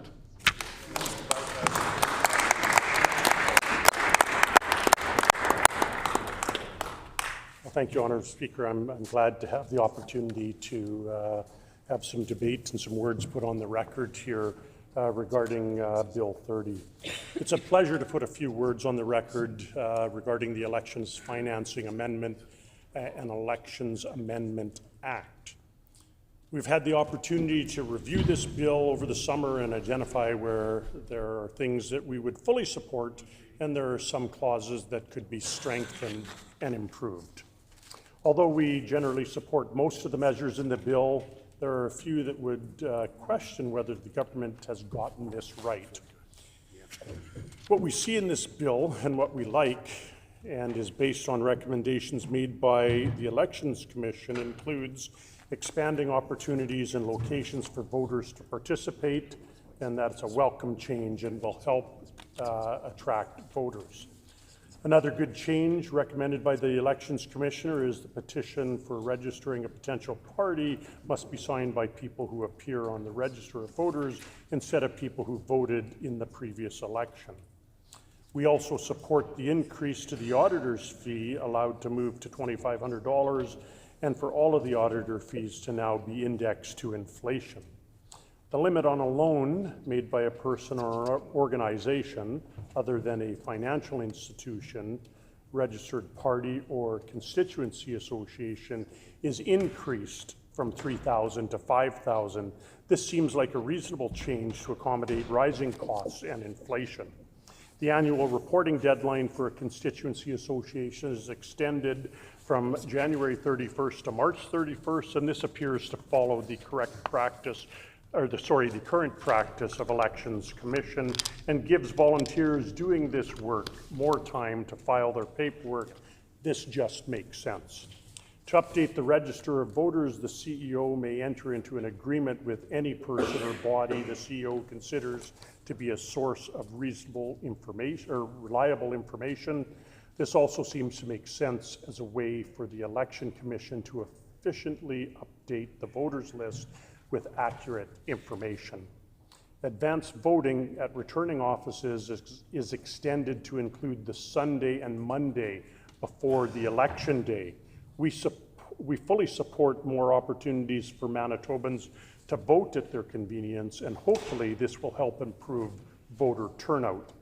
The government, however, will need to make sure that Elections Manitoba is able to hire enough staff and has the right equipment to keep all of the voting stations open and operating fully during the election period.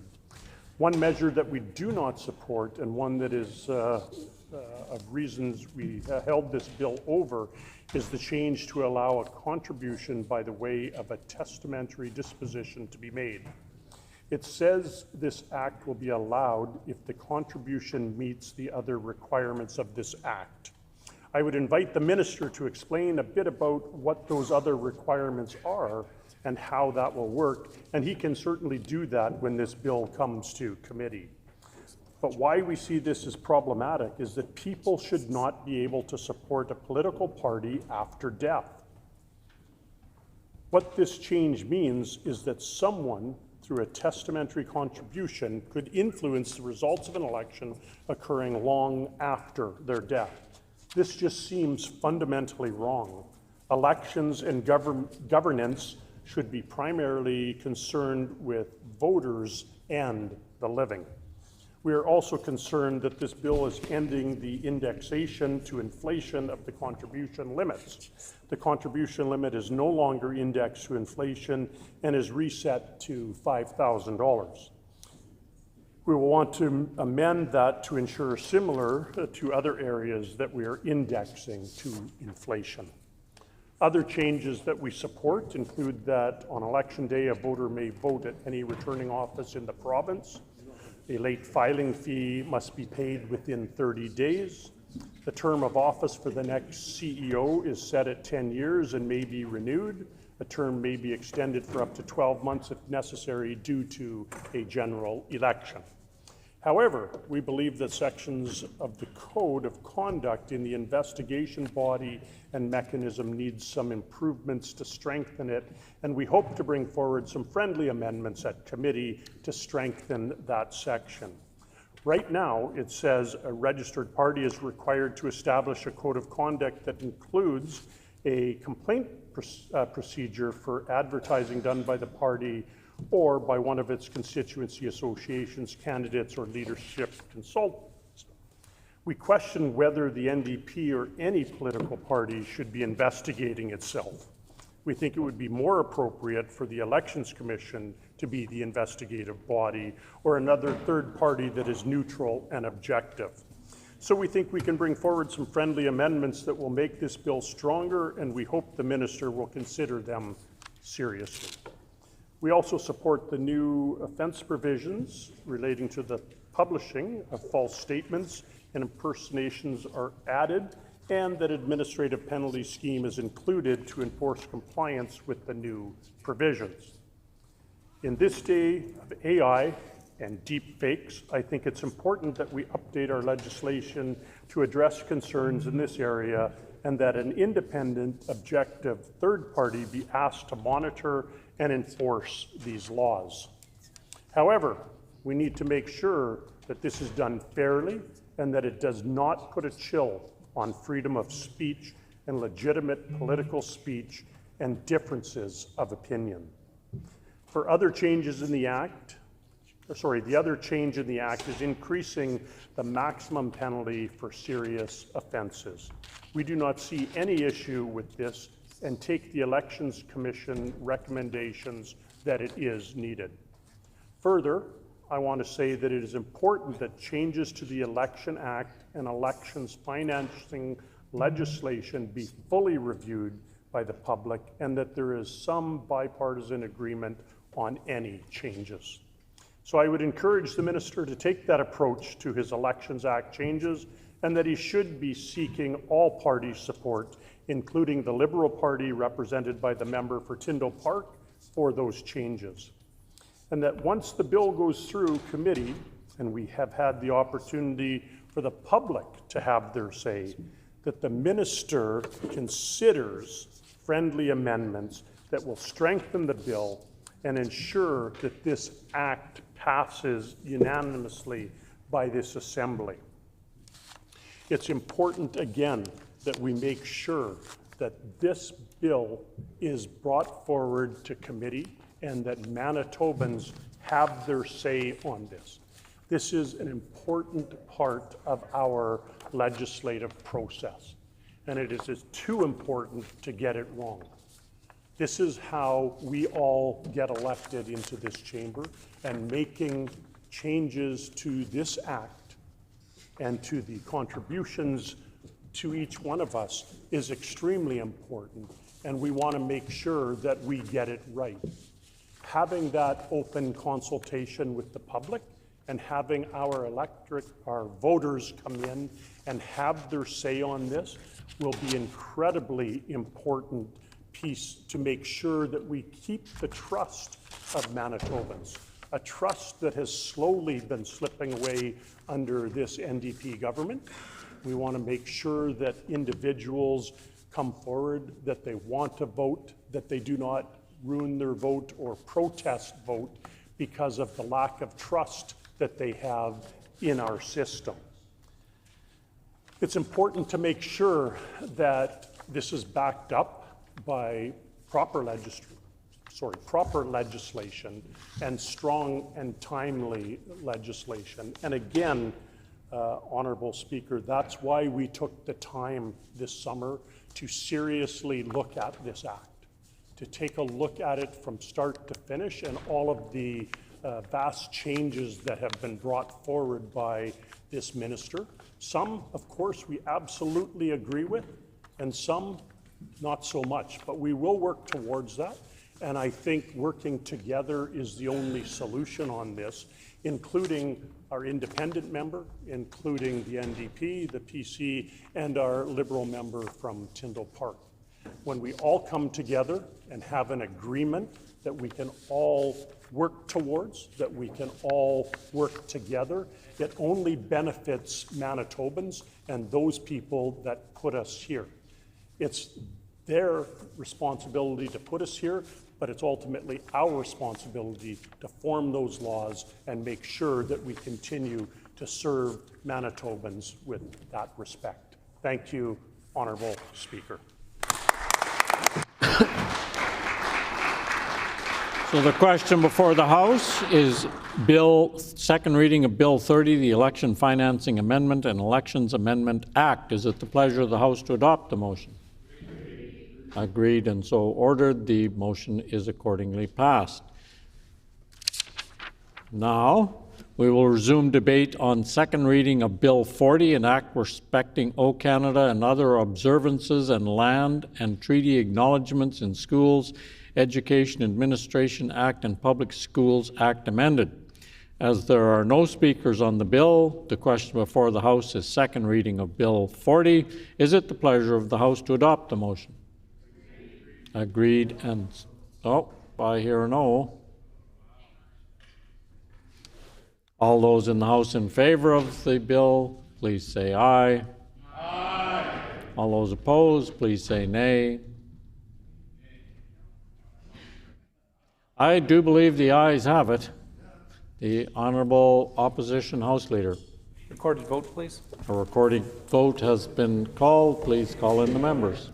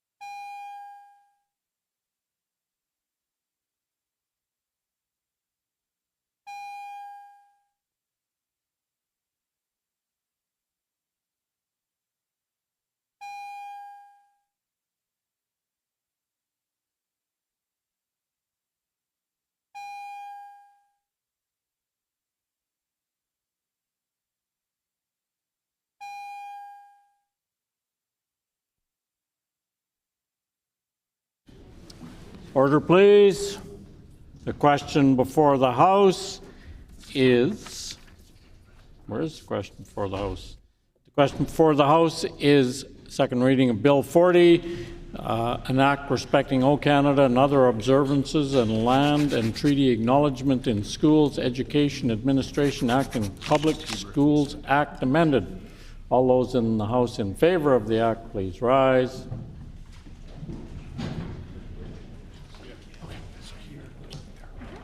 All right, let's go. Honorable Minister Schmidt, Honorable Minister Schmidt. Honorable Mr. Wiebe, Honorable Mr. Wiebe. Honorable Minister Asagwara, Honorable Minister Asagwara. Honorable Minister Sala, Honorable Minister Sala. Honorable Mr. Custician, Honorable Mr. Custician. Honorable Ms. Smith, Honorable Ms. Smith. Mr. Khan, Mr. Khan. Mr. Jackson, Johnson. oh Johnson, Mr. Johnson. Mrs. Stone, Mrs. Stone. Mrs.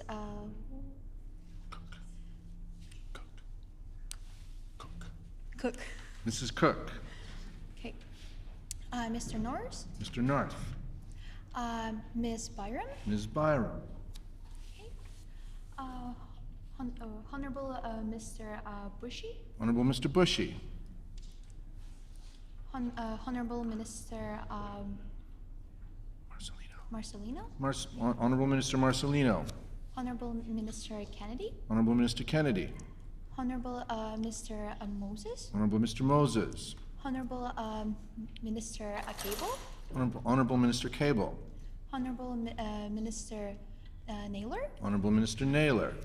Honorable Mr. Moise, Honorable Mr. Moyes. Honorable Mr. Morose, Honorable Mr. Morose.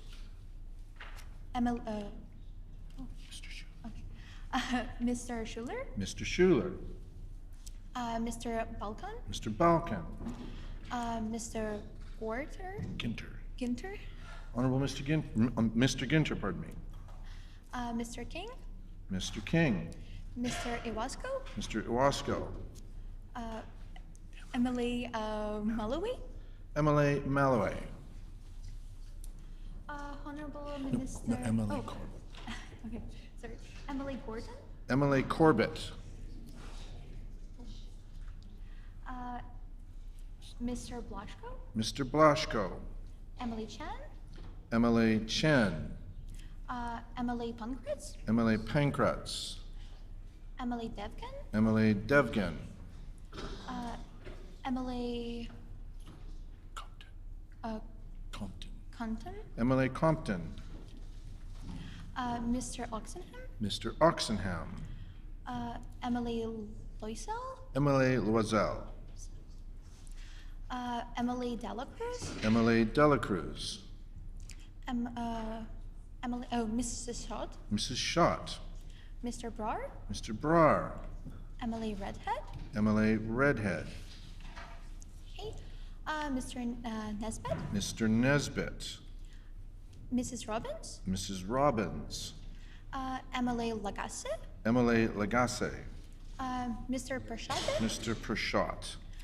and Emily Cross. Emily Cross. All those in the chamber opposed to the motion, please rise. We will now conduct the vote of those remotely. Alphabetical roll call of members participating virtually. And as a reminder to all virtual members, please respond clearly with either I vote yes or I vote no, only when your name is called. Unmute your mics only when you're recognized and immediately mute it again. The page will now conduct the vote. Mrs. Hebert, I vote yes. Mrs. Hebert votes yes. Honorable Minister Sandhu, I vote yes. Honorable Minister Sandhu votes yes. Well done.